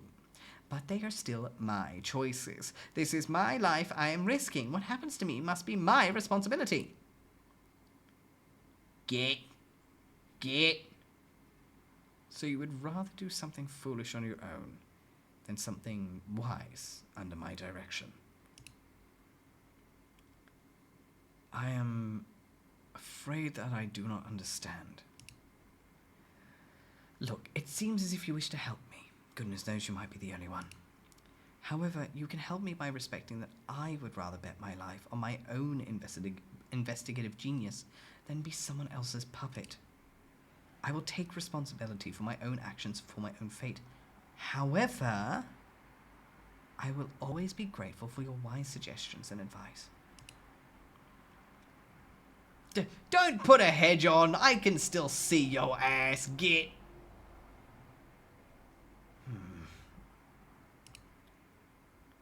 Get. Does that mean I can still send you ominous warnings once in a while? Get. Only as long as they are the most ominous warnings. Only the most ominous warnings.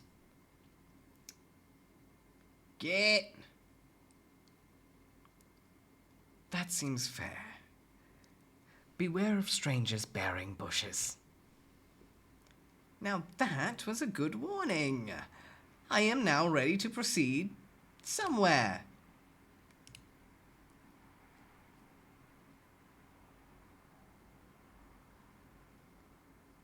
So, shall I just walk the hedge until I find somewhere else? Cutting edge fashion. I know, right? Jay is like back. Get a spray bottle on his ass.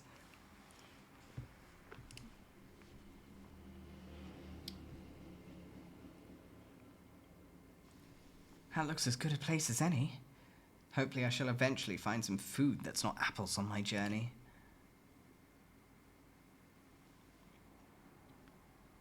Walk, walk, fashion, baby, work it, make that bitch crazy.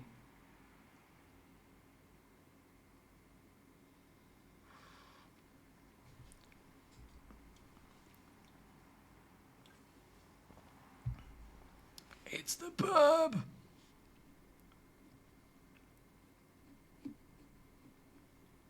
She glances around.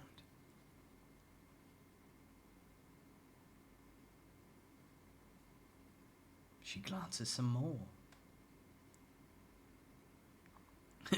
Sprays with God knows. Bad. Shh.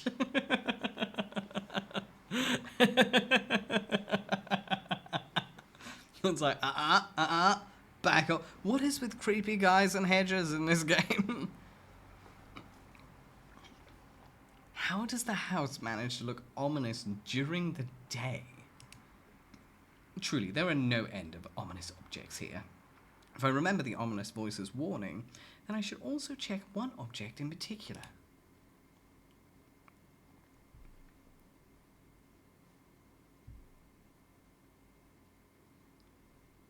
you a naughty bush?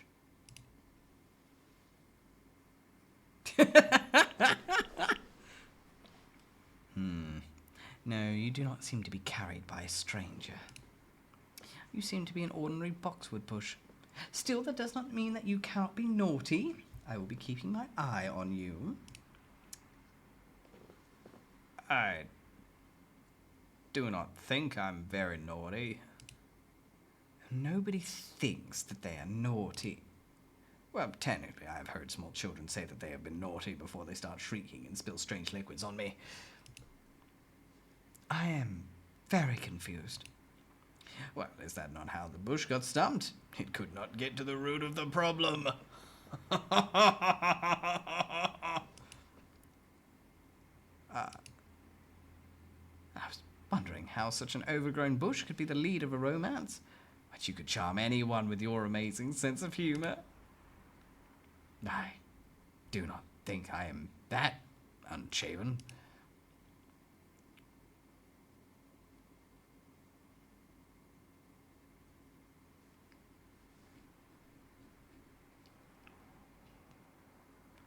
The sparkles! The fucking sparkles!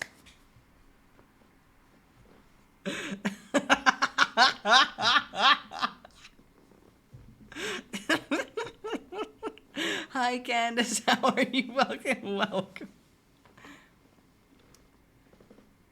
You are the shiniest bush I have ever seen.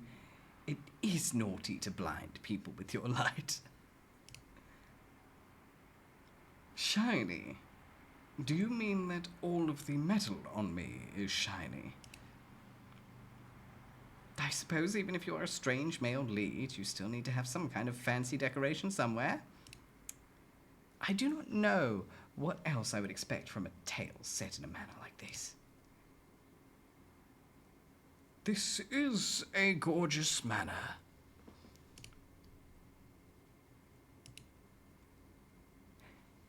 Is the mirror you just mentioned reflecting enough light to interfere with your vision? If it bothers you, I will reduce the reflection. Thank you for the advice.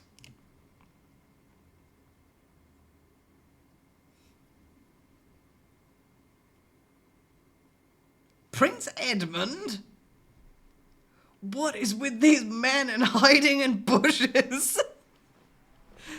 Fucking hell.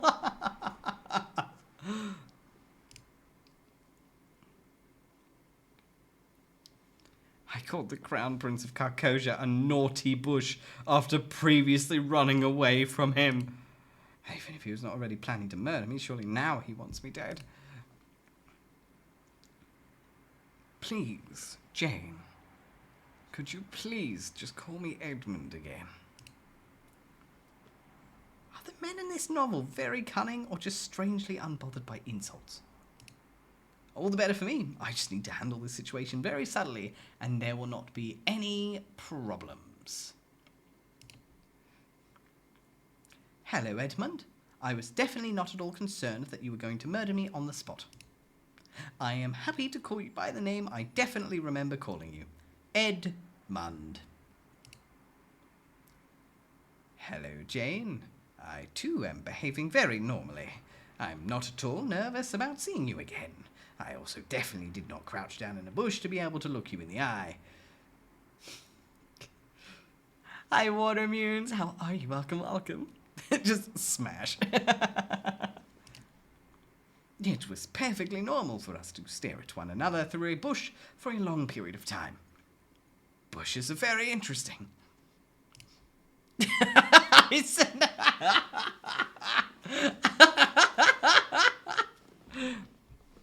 Absolutely. Oh, there's nothing like a lush bush to make someone want to stare and sink their face into it.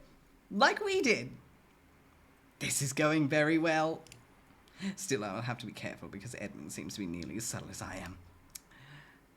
So, Edmund, we've somehow met yet again. Is there a reason you have come to see me? Thank you for the follow, Candace Parks. I appreciate it, darling. Thank you. I have many reasons. Too many reasons to speak of right now, Jane. At least not before we have some tea. Anyway, in happier news, you look very healthy, Jane, and not as though you plan to run from me. I definitely am not planning to run. I'm definitely planning to run. Just not in front of someone who could easily have me beheaded. I see the guillotine enough in my dreams. I do not need to see it in reality. After all, royalty can be very unstable. I'm not sure why I know, but it feels true to me. I'm glad. After all, I was able to find you because I knew you'd be running in circles, since it's too hard to run in squares.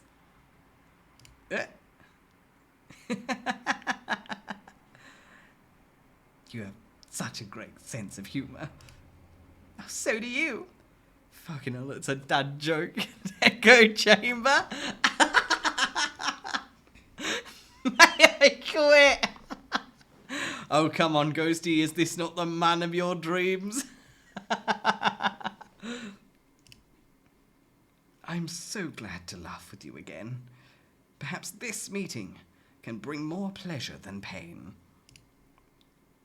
Ah, a chance for me to be witty or to suddenly express my concerns.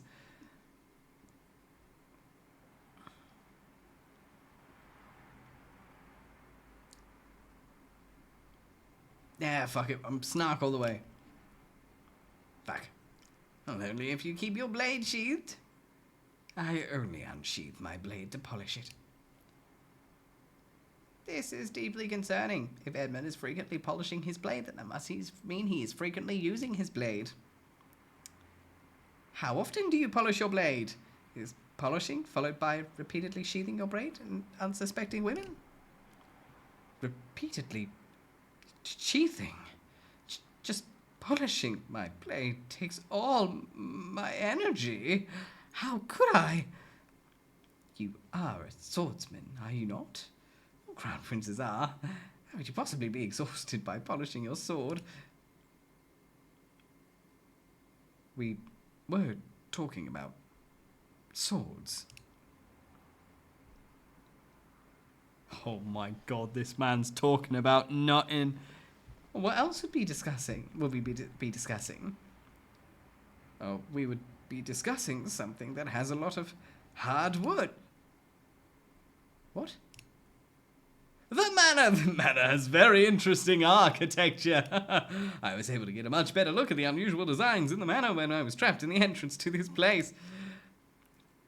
Trapped? What do you mean?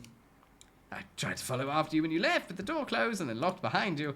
On the positive side, by the time I was able to exit, I had memorized the design of the wainscoting. Oh, it is an interesting manor. Did you... To explain it without getting too crass for my lovely folks in chat, when he said he spends all of his time polishing his sword,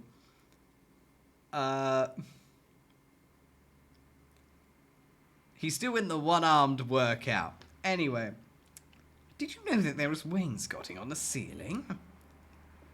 Unfortunately, yes. However, I want to know more about how you were trapped. Mute. It was very strange. The door refused to open when I tried it. Then, once I had focused my attention entirely on the most delightful moulding, I turned around and the door was wide open. I went out and you were nowhere to be seen. But then there you were. Did you run because you were attacked by the cap moulding? It did look very suspicious, even if it is beautiful. Eben is obviously very clever to notice the danger and beauty of the wainscoting. But does that mean he's telling me the truth about what happened to him? Did the house truly prevent him from coming after me when the choice was to run was made for me? Does that mean the house will no longer help me if I will not accept the voice's help? I cannot go along any longer without knowing this. I already used the apple I'd saved in my dress, so... Apple? Where? Jane? I need an apple. I could see if there are some in the pantry of the manor.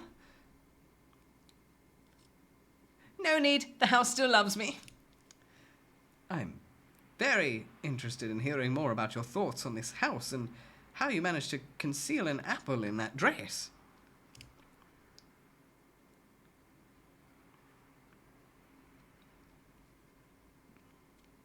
My thoughts on the house?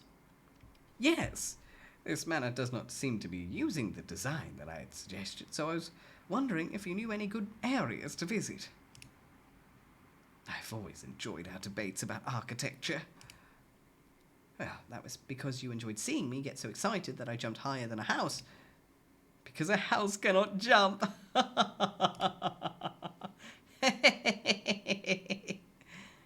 I'm going to enjoy spending time with you, Jane.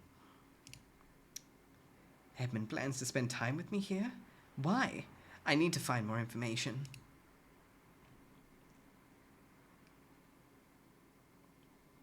Oh. Phew. Are you here to solve mysteries? After all, what could be more mysterious than who is trying to kill Lady Jane Neville? Though how the house had an endless supply of apples is also very suspicious. Perhaps Edmund is here to solve mysteries about myself or the house. Oh, I understand. Edmund has already proven that he's cunning and clever. Perhaps he is also an investigative genius. Perhaps Edmund is even the patron who saved me because he needed another investigative genius to help solve these mysteries. Oh my god, it really does. Oh god, this is great, this is great. Now, be honest, Edmund. Are you here to solve mysteries or to investigate the dangers of wainscoting? Jane, you are as brilliant as ever. How did you know that I was here to solve mysteries and destroy problems? Nobody understands subtly like I do. I am concerned about your focus on problems, though. You do not have a list, do you? A list? I usually just solve problems in my head. Then you are an investigative genius, too. I'm so flattered to hear you compare me to yourself. I've always dreamed of being as perceptive as you. It is as pleasing as seeing that I have improved my jokes enough to satisfy your sophisticated sense of humor. Of course, I appreciate your jokes. After all, no one could be more talented than either of us in investigation or comedy. Still, as brilliant as we both are, we will need to make maps and sketch out suspects. What would happen if we could not tell a suspicious piece of wainscoting from a suspicious dresser? I only hope that you're as good of an artist as you are an investigative genius. Do not worry, Jane.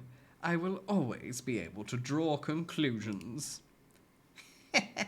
I'm glad I will be working with you. However, I do want to know something, Edmund. I would be happy to sketch you whenever you choose. That would be...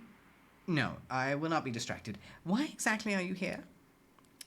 I am here to make sure you get into no further trouble. The only way I would not get into further trouble is if I am dead. Does this mean he plans to kill me? Or at least that you only get into trouble with me.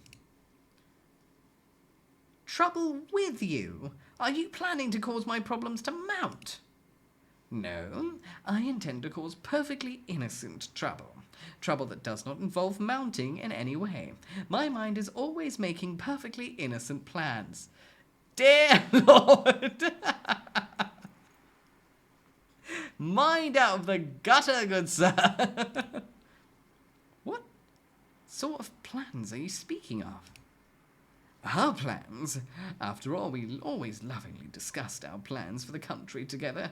Did you know that the wainscoting in the parlour of our kingdom's palace was first designed in...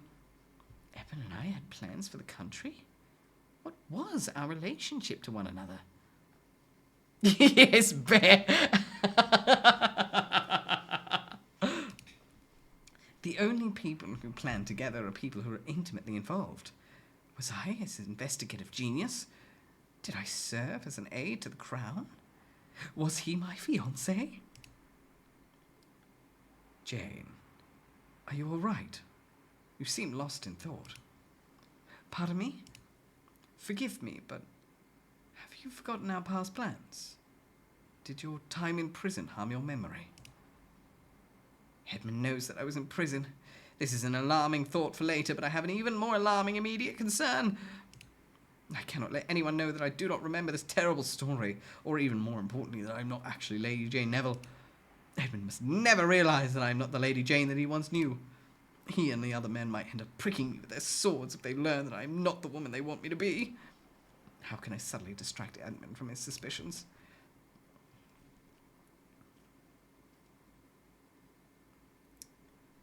Oh, fuck.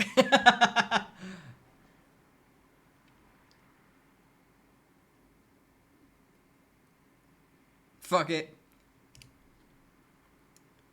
Oh, Edmund, you are my best plan. I am? Truly. Not unless you're actually my patron and not my terrible former fiancé, dear Edmund. However, since I do not know exactly who you are and need you to stop suspecting me, I am willing to flatter you until you're no longer suspicious of me. Thankfully, no one can provide subtle flattery like I can. Look out for my charm, Edmund. Of course, Edmund. Who needs plans when they have you? After all, how could anyone not be amazed by you and your brilliance? There are so many things to like about you. It is flattering beyond words to know you feel so kindly about me, Jane. Even despite... Well, I am overjoyed. Although, perhaps, if you do not mind, perhaps you could tell me what you truly like about me? If I knew what you liked, I would do it even more frequently. Oh, there's so much to like about you to like that I barely know where to begin. The first thing that comes to mind is... Yes? Your skill at sword polishing! What? Yes! When it comes to polishing your sword, you are second to none. You must have the shiniest sword in all the land due to the amount of time you spend rubbing your shaft, even without a sheath.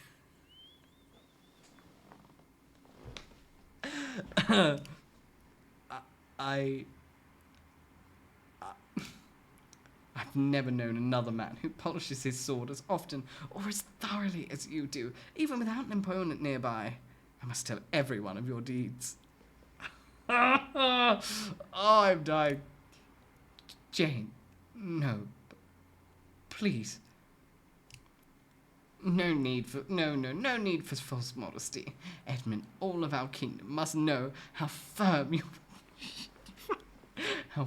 your grip is upon your shaft. After all,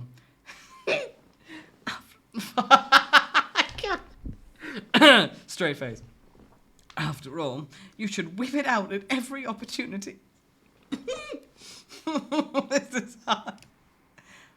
I think that might get me beheaded quite quickly. Ha!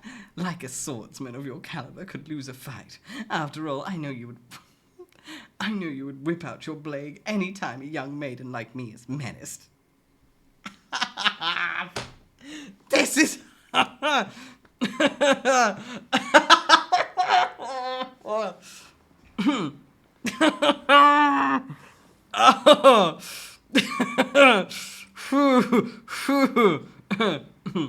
For instance, good God, this is killing me.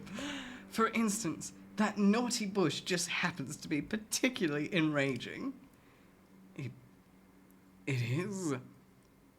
Why? Look at it. Look at it, being so lush and overgrown. However, everyone knows that... Serene. I am serene. However, everyone knows that naughty bushes often need a good whacking. So, Prince Esmond, please prick my bush for me.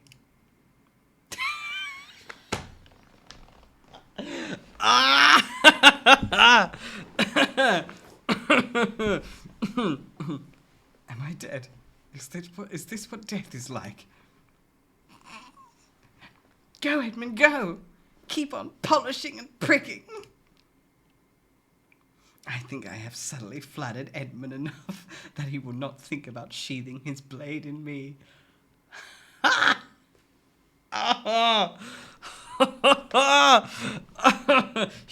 don't understand how hard that is to read with a straight face. That just means that I just need to make sure he has no further suspicions about whether or not I am Jane Neville. While I enjoy speaking with you, I am exhausted from all that has happened to me. It has been so challenging to fight off both the wainscoting and my very real memories of being in prison that I cannot think of anything but my pain. That terrible, terrible pain in my heart when I realize that I will never be able to dance the beautiful sword dance of my heart without thinking of all that has passed. You can sword dance? You can sword dance well? Was it only Isel who was interested in sword dancing? Edmund actually has a blade he is constantly polishing, so I assumed he would enjoy sword dancing as well. If I'm wrong, I must stop Edmund's doubts immediately. Oh, not anymore. Not after my deep, deep sorrow. You see, I feel the deepest sorrow at the thought of being pricked. No pricking! I would not even dream of pricking anything, let alone you, constantly. That is very good to hear. Still, Jane, you hate dancing. Why would you mention sword? My pain! Oh, it has become even deeper. Forgive me. No, forgive me. I'm so sorry, Jane. I should have remembered all that you have suffered. I do not blame you, Edmund. No one could possibly know all of the terror that I have experienced. Mostly from the thought of ominous cushions or falling wainscoting, or all of the pain that I have suffered. Who would have not had a sore neck after being trapped in a carriage going nowhere for a long period of time? Or of the trials that I have faced. Despite what the house seems to think, apples are not actually a full meal. That is not even considering the trial of being pulled into a terrible story that makes no sense. I should be weeping in rage. Oh, Jane, I truly regret all of the pain you have experienced and all of the cruelties you have endured. If there is anything I can do to help you, I am sure you would do whatever you could to help me, Edmund. Though perhaps we can speak of something better than bitter memories. Especially since I do not remember these bitter memories. Of course, Jane. As always, I would gladly do anything you ask me to. In truth, Yes, Edmund? I am grateful that after all we have been through, we are reunited once again. However, I am most grateful that you are once again Jane in all ways. Jane in all ways? What does that even mean? I was so worried that... Yes? What were you worried about, Edmund? Edmund? Are you well? Yes, I am. More importantly, I was worried. I just hope neither of us need to experience what we went through again in the future. I hope not. With luck, I can avoid further difficulties in the future, no matter how many bad romance novels I was foolish enough to read. Bad romance novel? Never mind. Just remember that I am definitely the Jane you have always known. How could Edmund not be convinced by my incredible display of subtlety? Now is my chance to be even more subtle and convince him to help me leave this house. If you like the Jane who you know, I most definitely am. I have an even better suggestion. Once I'm away from this house, I can continue being a perfectly normal Jane each and every day. Yes, and I, too, am the Edmund you have always known. Unless you want me to be a different Edmund, in which case... Wait. Away from this house? Jane, you know it will be some time before... Before what, Edmund? Before tea? Before the wainscoting eats us? Or do you mean before I can leave here? Jane, you are free to do as you wish here. I know this place might not be as you were used to, but if there is anything I can do to comfort you. Comfort me. Edmund, I know that you're trying to help, but do you know what would comfort me? Probably not me telling you a joke about the difference between a hedgehog and a sheath sword. Oh, what is the answer?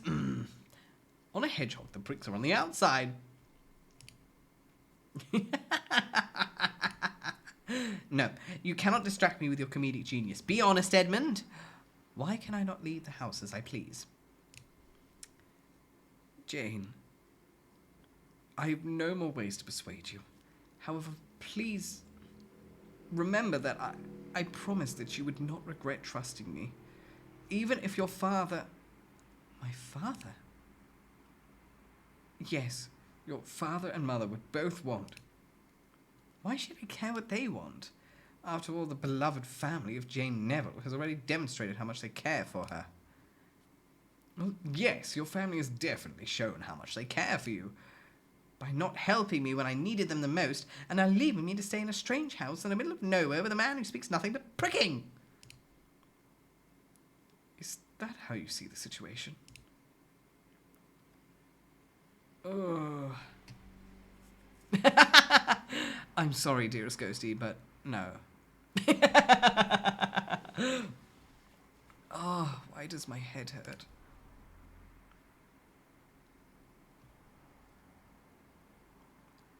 Why does my heart hurt? Oh, Edmund. Why did the clock fail to become a chef? Because he ran out of time. I do not know how much time I have to prove myself to you, Jane, but I promise I will do everything I can to be worthy of your trust. Trust. I trust that you can make me smile. I will do everything I can to bring joy in all ways, my lady. I do not care what it costs me. Why did I say that? Why did he say that? What is going on here? I need Edmund to leave so I can think. Shall we head back to the house? I'm truly exhausted and want nothing more than a cup of tea. I would be happy to arrange that. Surely there must be an unmolded tea bag somewhere in this place. Perhaps it is hiding in the baseboards. Or he could just ask servant. However, if Edmund wishes to find the tea bag himself, as part of a cunning plan to determine what I've been doing, then that gives me more time to recover. Then I shall wish you luck on your adventure, Edmund. Make sure to prepare a delicious tea for us. If you can bring a dozen little cakes as well, I may even forget what pain is. I will do my best. The man as wainscoting will hide nothing from me. Unfortunately, if Edmund looks there, all he shall find are apples. Still, so long as Edmund leaves, I can even sacrifice some delicious tea cakes. What is most important is getting him out of my way. Just a little more subtle flattery should do it. How very brave and princely of you to search through the house's wainscoting. You're truly a knight in shining armour. All those lovable maidens must adore a prince who can fetch them some tea. I'm not so sure about that, Jane. I have not always served lovable maidens as well as I would have liked. He's bad in bed. By serve, does Edmund mean for dinner? Did I read cannibal romances in my past life? No, I do not think there are cannibal romances. Romance readers would not want the male lead to devour the heroine. So Edmund saying that he's not always served lovable maidens must refer to something else. Something that I must investigate later. Still, I will do as you ask me to, Jane. I want you to make yourself at home here, especially since, well, there has always been something haunting about you, Jane. And now that you are here, you fit this place so perfectly. Is Edmund trying to insult me or compliment me?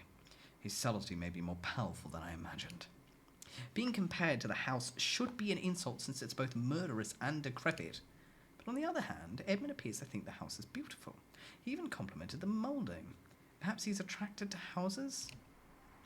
I really need to figure out how hairy, horse-like, or house-like the heroine is. Perhaps that might provide another clue for who the male lead is of this novel is. You look exhausted, Jane.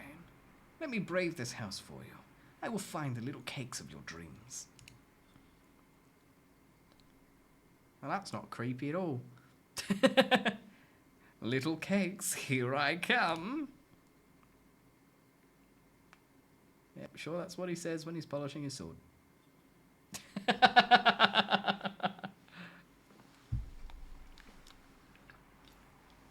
So, am I not supposed to follow after him?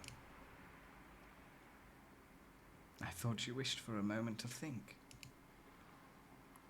Oh, is it time for one of our chats again? Did you not wish to speak with me? I thought you welcomed our conversations. It is pleasant to speak with you when you're not reminding me of my imminent doom. However, we did not speak all that long ago. Does that mean you are here with an ominous warning? You're very good at ominous warnings. No. Is it a cryptic message? I'm already so confused that a cryptic message would not upset me further. So, provide the message. Fine. I might have been curious about your thoughts. My thoughts? Are you curious about whether I've found even more murderous objects or had any more ominous revelations? I do think I should be wary of the naughty bush. Who do you find the most attractive? What? Who do you find the most attractive? What? Why is the world going dark? You can pick him! Edmund, Isel, Ben, servant, or myself?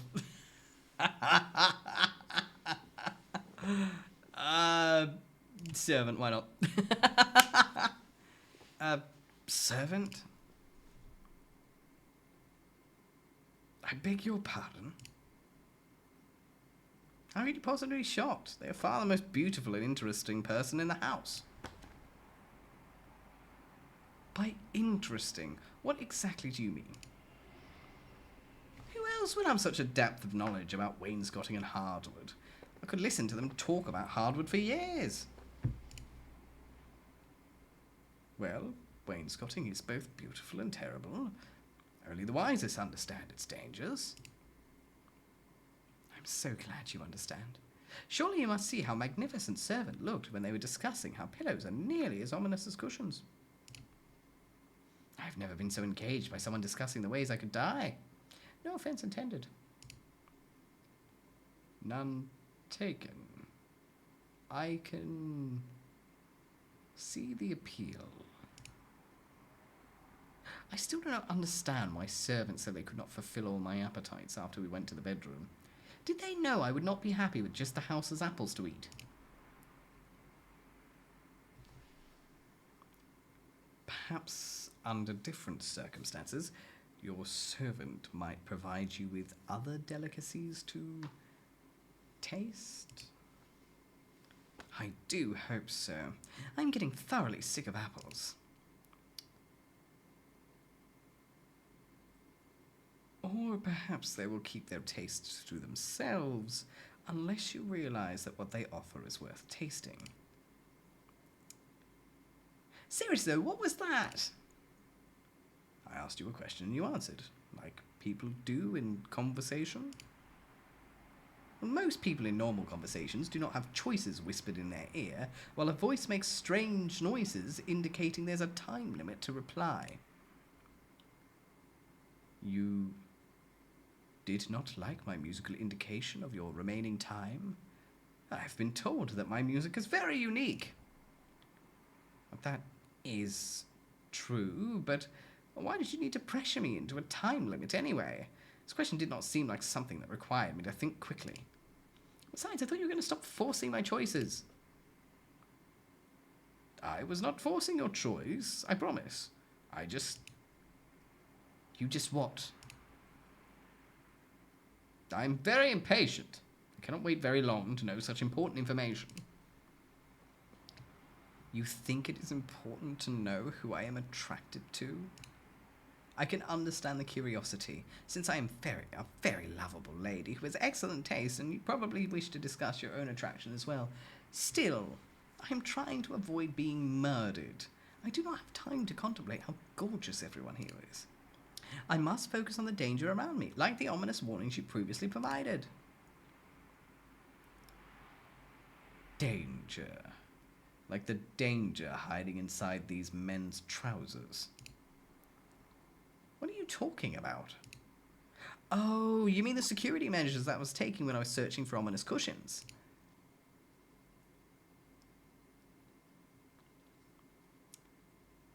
Searching for ominous cushion? Is that what you were doing when you were looking over men's trouser fronts? Yes! There are only so many places even cunning men could store dangerous cushions to use as weapons. Trousers make the most sense.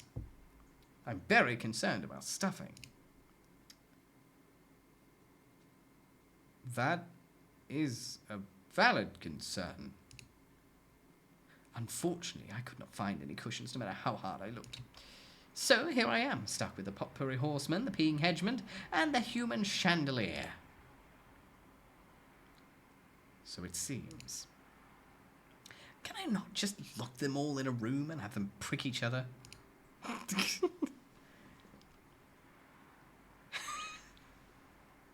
Your ability to find solutions to things that were not problems until you suggested them is remarkable.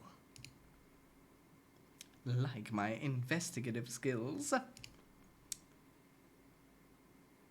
No, your investigative skills truly are works of genius. See, we were having a much more interesting conversation when we focus on helpful ways for me to avoid danger. Why ask me stressful questions? So you were saying that if the question is focused on danger... What? Who is the most dangerous in the house? Edmund, Isel, Ben, servant, or naughty bush? Fuck, oh, shit, this is the servant again. Servant.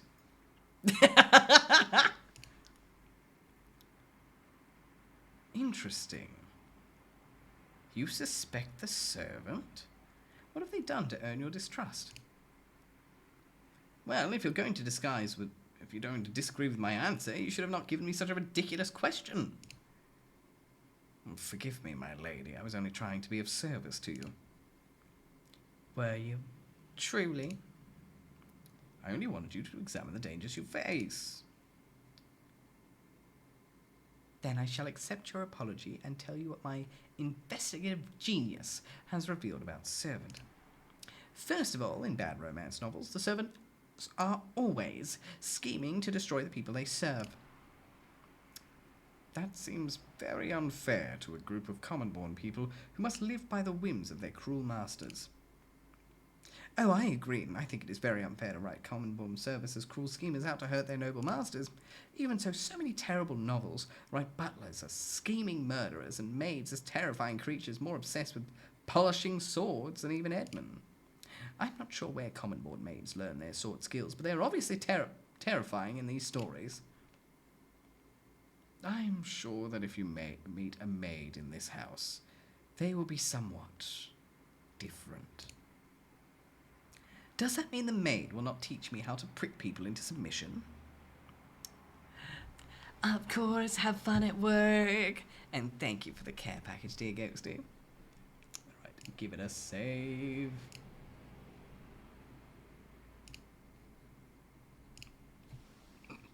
Alright, and have my hydrate.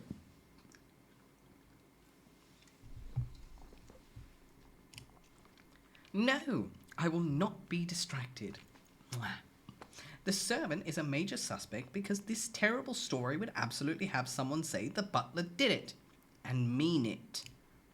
Besides, that is not the only reason I think servant is highly dangerous. After all, during our first meeting, a servant said, "Well, it is a beautiful hallway.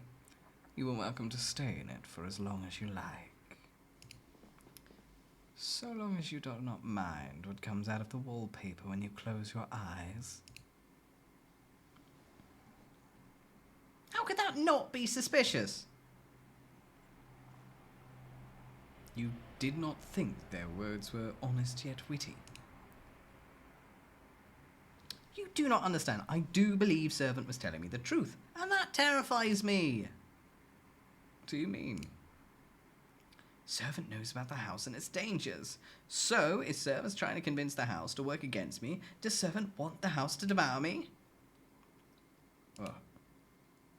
That's not the only reason to be on guard around servant. Servant also said, "In which case, the secret of the house is that we barely have the wainscoting under control.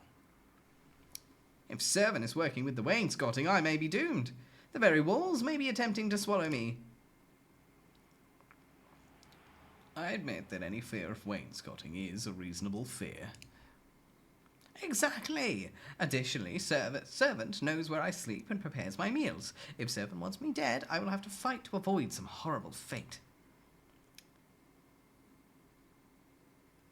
Do you really believe servant is that powerful, and yet you plan to fight anyway? Servant may be gorgeous, brilliant, and able to charm every object from cushions to wainscoting, but I will never give up. I am temporarily Lady Jane Neville, and I will fight on the cushions.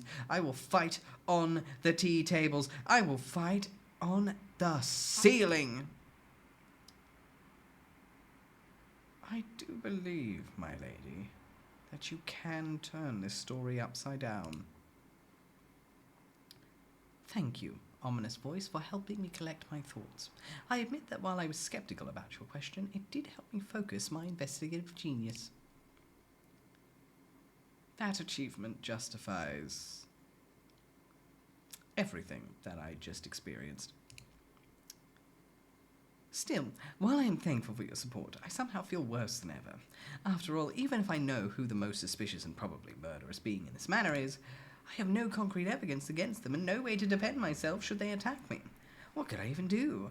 Ask the house for a supply of apples to use as ammunition? If you continue to respect the wainscoting, that might be a viable strategy. But what if I do accidentally insult the wainscoting? What if I express the wrong kind of interest in hardwood? What happens to me if the house abandons me? My lady, life and death are two leaves of the same vine. To grow the leaf you want, you must first seed the vine. I appreciate your attempts at consolation, or even worse, advice. But even more than that, I would appreciate a murder weapon. One that I could use to fend off an attempt on my life. I see.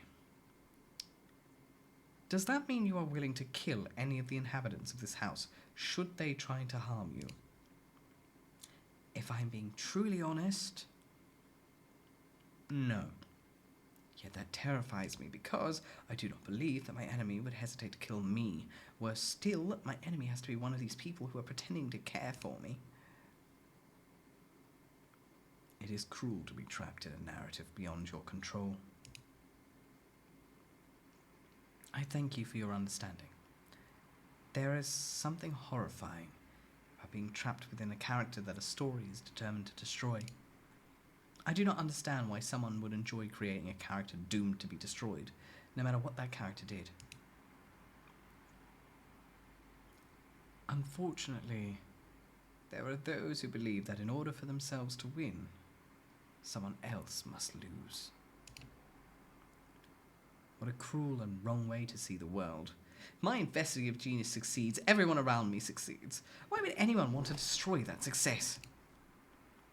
Well, some people are cruel and wrong. So what do you do when that terrible controls your fate?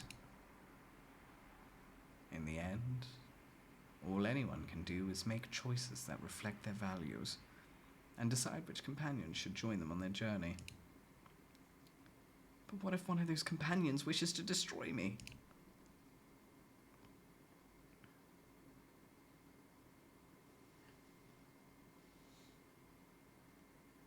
I'll admit, I'm warming up to Omen. I like him. Hello, stranger. Hello, darkness, my old friend. I've come to talk to you again. Will you take responsibility? Hi, Sunflower Donkey. Will you? Thank you for the follow. Save the Villainess. Take a shot, baby.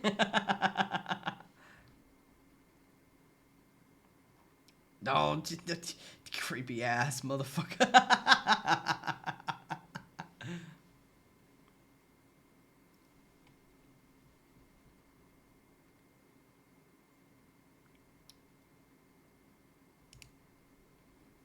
Aha, so that's actually it. That is actually it. That's the end of the demo. Fuck. Hats off. Hats off. Like, once the initial exposition, like, got out of the way, like, this actually was really good. Like, this is really good. Yeah. The Kickstarter, I think, it went live, like, yesterday. And they have already been fully funded. So it's like, let me open it up, actually. Because, like, they're doing, like, really well.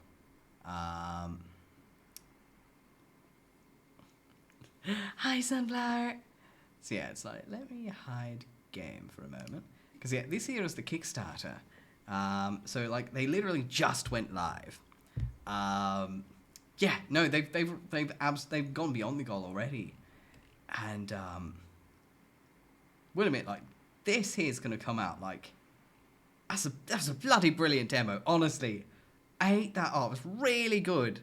Like, so we got the cast, and it's like, all right. So we've got our wonderful, very smooth investigative genius, the prick polisher, the dumbest pretty boy I've ever seen, Mr. Hedgeman, childhood friend, servant, Homps the fuck, Homps the fuck, Homps the fuck, Homps the fuck. Oh, that's cool. I'm actually kind of curious what, like, ooh. All right, let's see. All right, stretch goals. Oh my god. Okay, well, I mean, there's a reason to join up for the Kickstarter. The 25k mark, shirtless sprites for all of the lads. Tits out.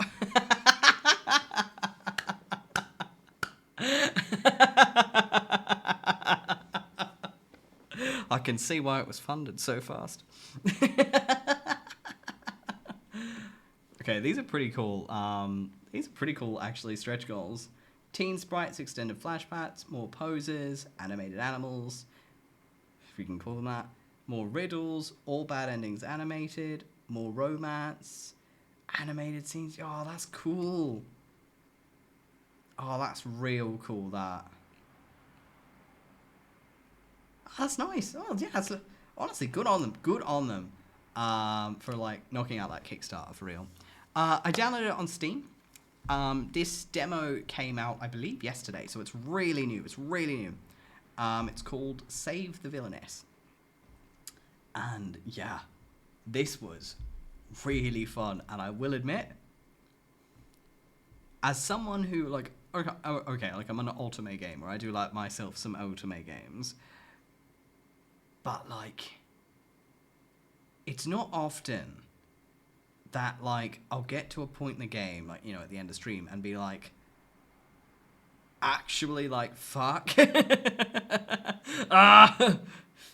That I can't keep going. I think literally the last time I reacted like this was Date with Death. And that is a goddamn amazing game. I know why Sunflower the Villainess genre is the best. This just jingled all of my tingles. The writing is absolutely amazing.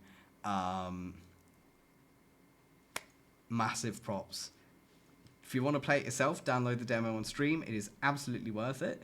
As proven, it is just over 4 hours of playtime if you're reading out all the words. My answer to that, dearest Ghosty, is nah.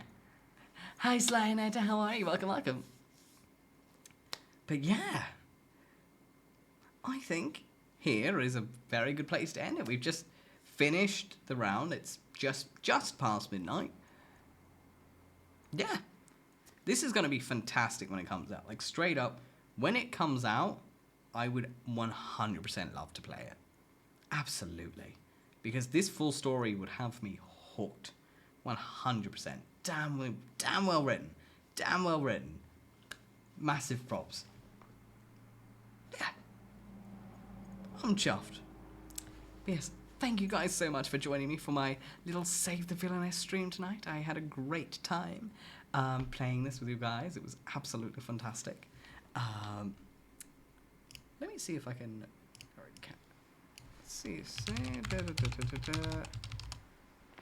Am I guessing? Nope. Okay, I am guessing it bad. All right. I wonder if anyone else is live in the category.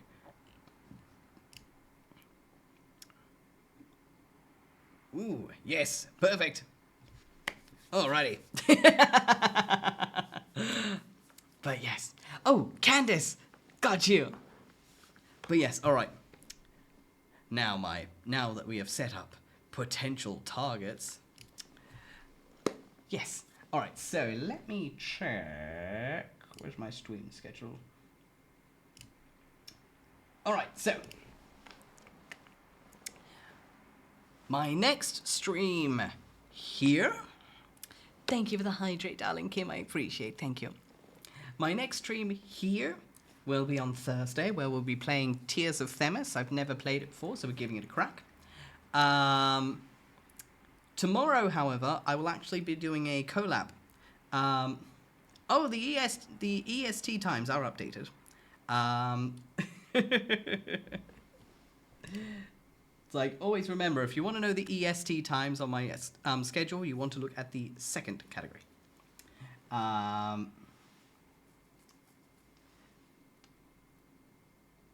Alright, but yes. So, tomorrow night at 9 p.m. ADT or 5 a.m. EST, I'm going to be doing a collaboration with the lovely Kyle Draxus and Karu and Elf over on Karu's channel. I'll launch like an announcement in Discord and stuff when it goes live. But yeah, so that will be tomorrow. I believe we're going to be playing Tabletop Simulator. But yes, on Thursday, we'll be giving Tears of Themis a shot. It is a Hoyoverse game. Rest assured, I have no intentions of spending a cent. I just want to see if the story's good. Because I am a cheap bitch.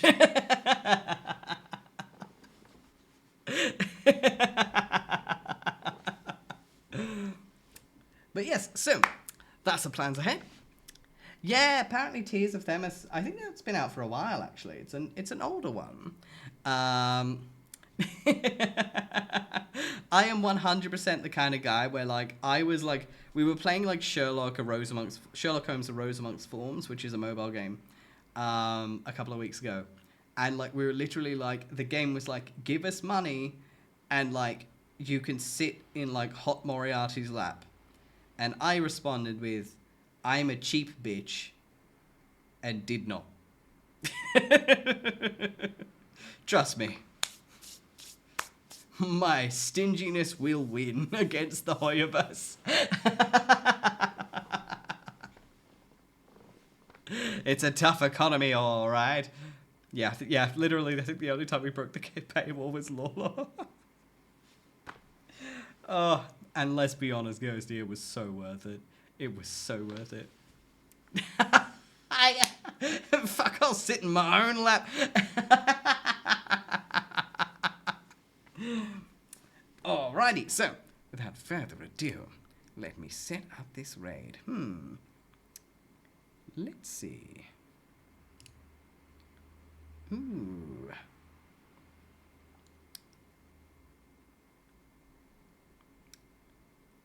Alright, I have found the perfect target. So, what I am going to be doing is, I am going to be raiding in to another streamer who has just started playing the demo themselves. This way, anyone who wasn't here for the beginning of the stream, you can at least get an idea of what the start of the game is like as well. Plus, you know, we got to support our fellow ultimate gamers, am I right? Am I right? Mwah. Alright, popping over to stream ending. Yes, once again, thank you guys so much for joining me tonight. I had an absolutely fantastic time playing this game. God, if this was a manor, I would 1000% be slurping this up like insane. It's right up my alley. But yes, have a brilliant evening, morning, noon, or night. And never forget,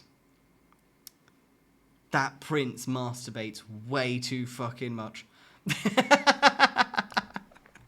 Alright, let's set up this raid.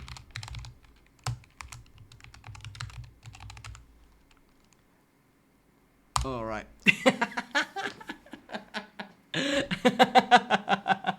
Hey, that was made canon by the game, okay? I didn't make up his sword polishing skills, but that was really hard to read. Oh my god. Oh, straight face. God, that was hard to read with a straight face. Have an amazing evening, morning, noon, or night. And don't forget to prick your bushes and polish your swords. This game will be the end of me. Have a lovely evening, morning, noon, or night, guys. Bye, bye.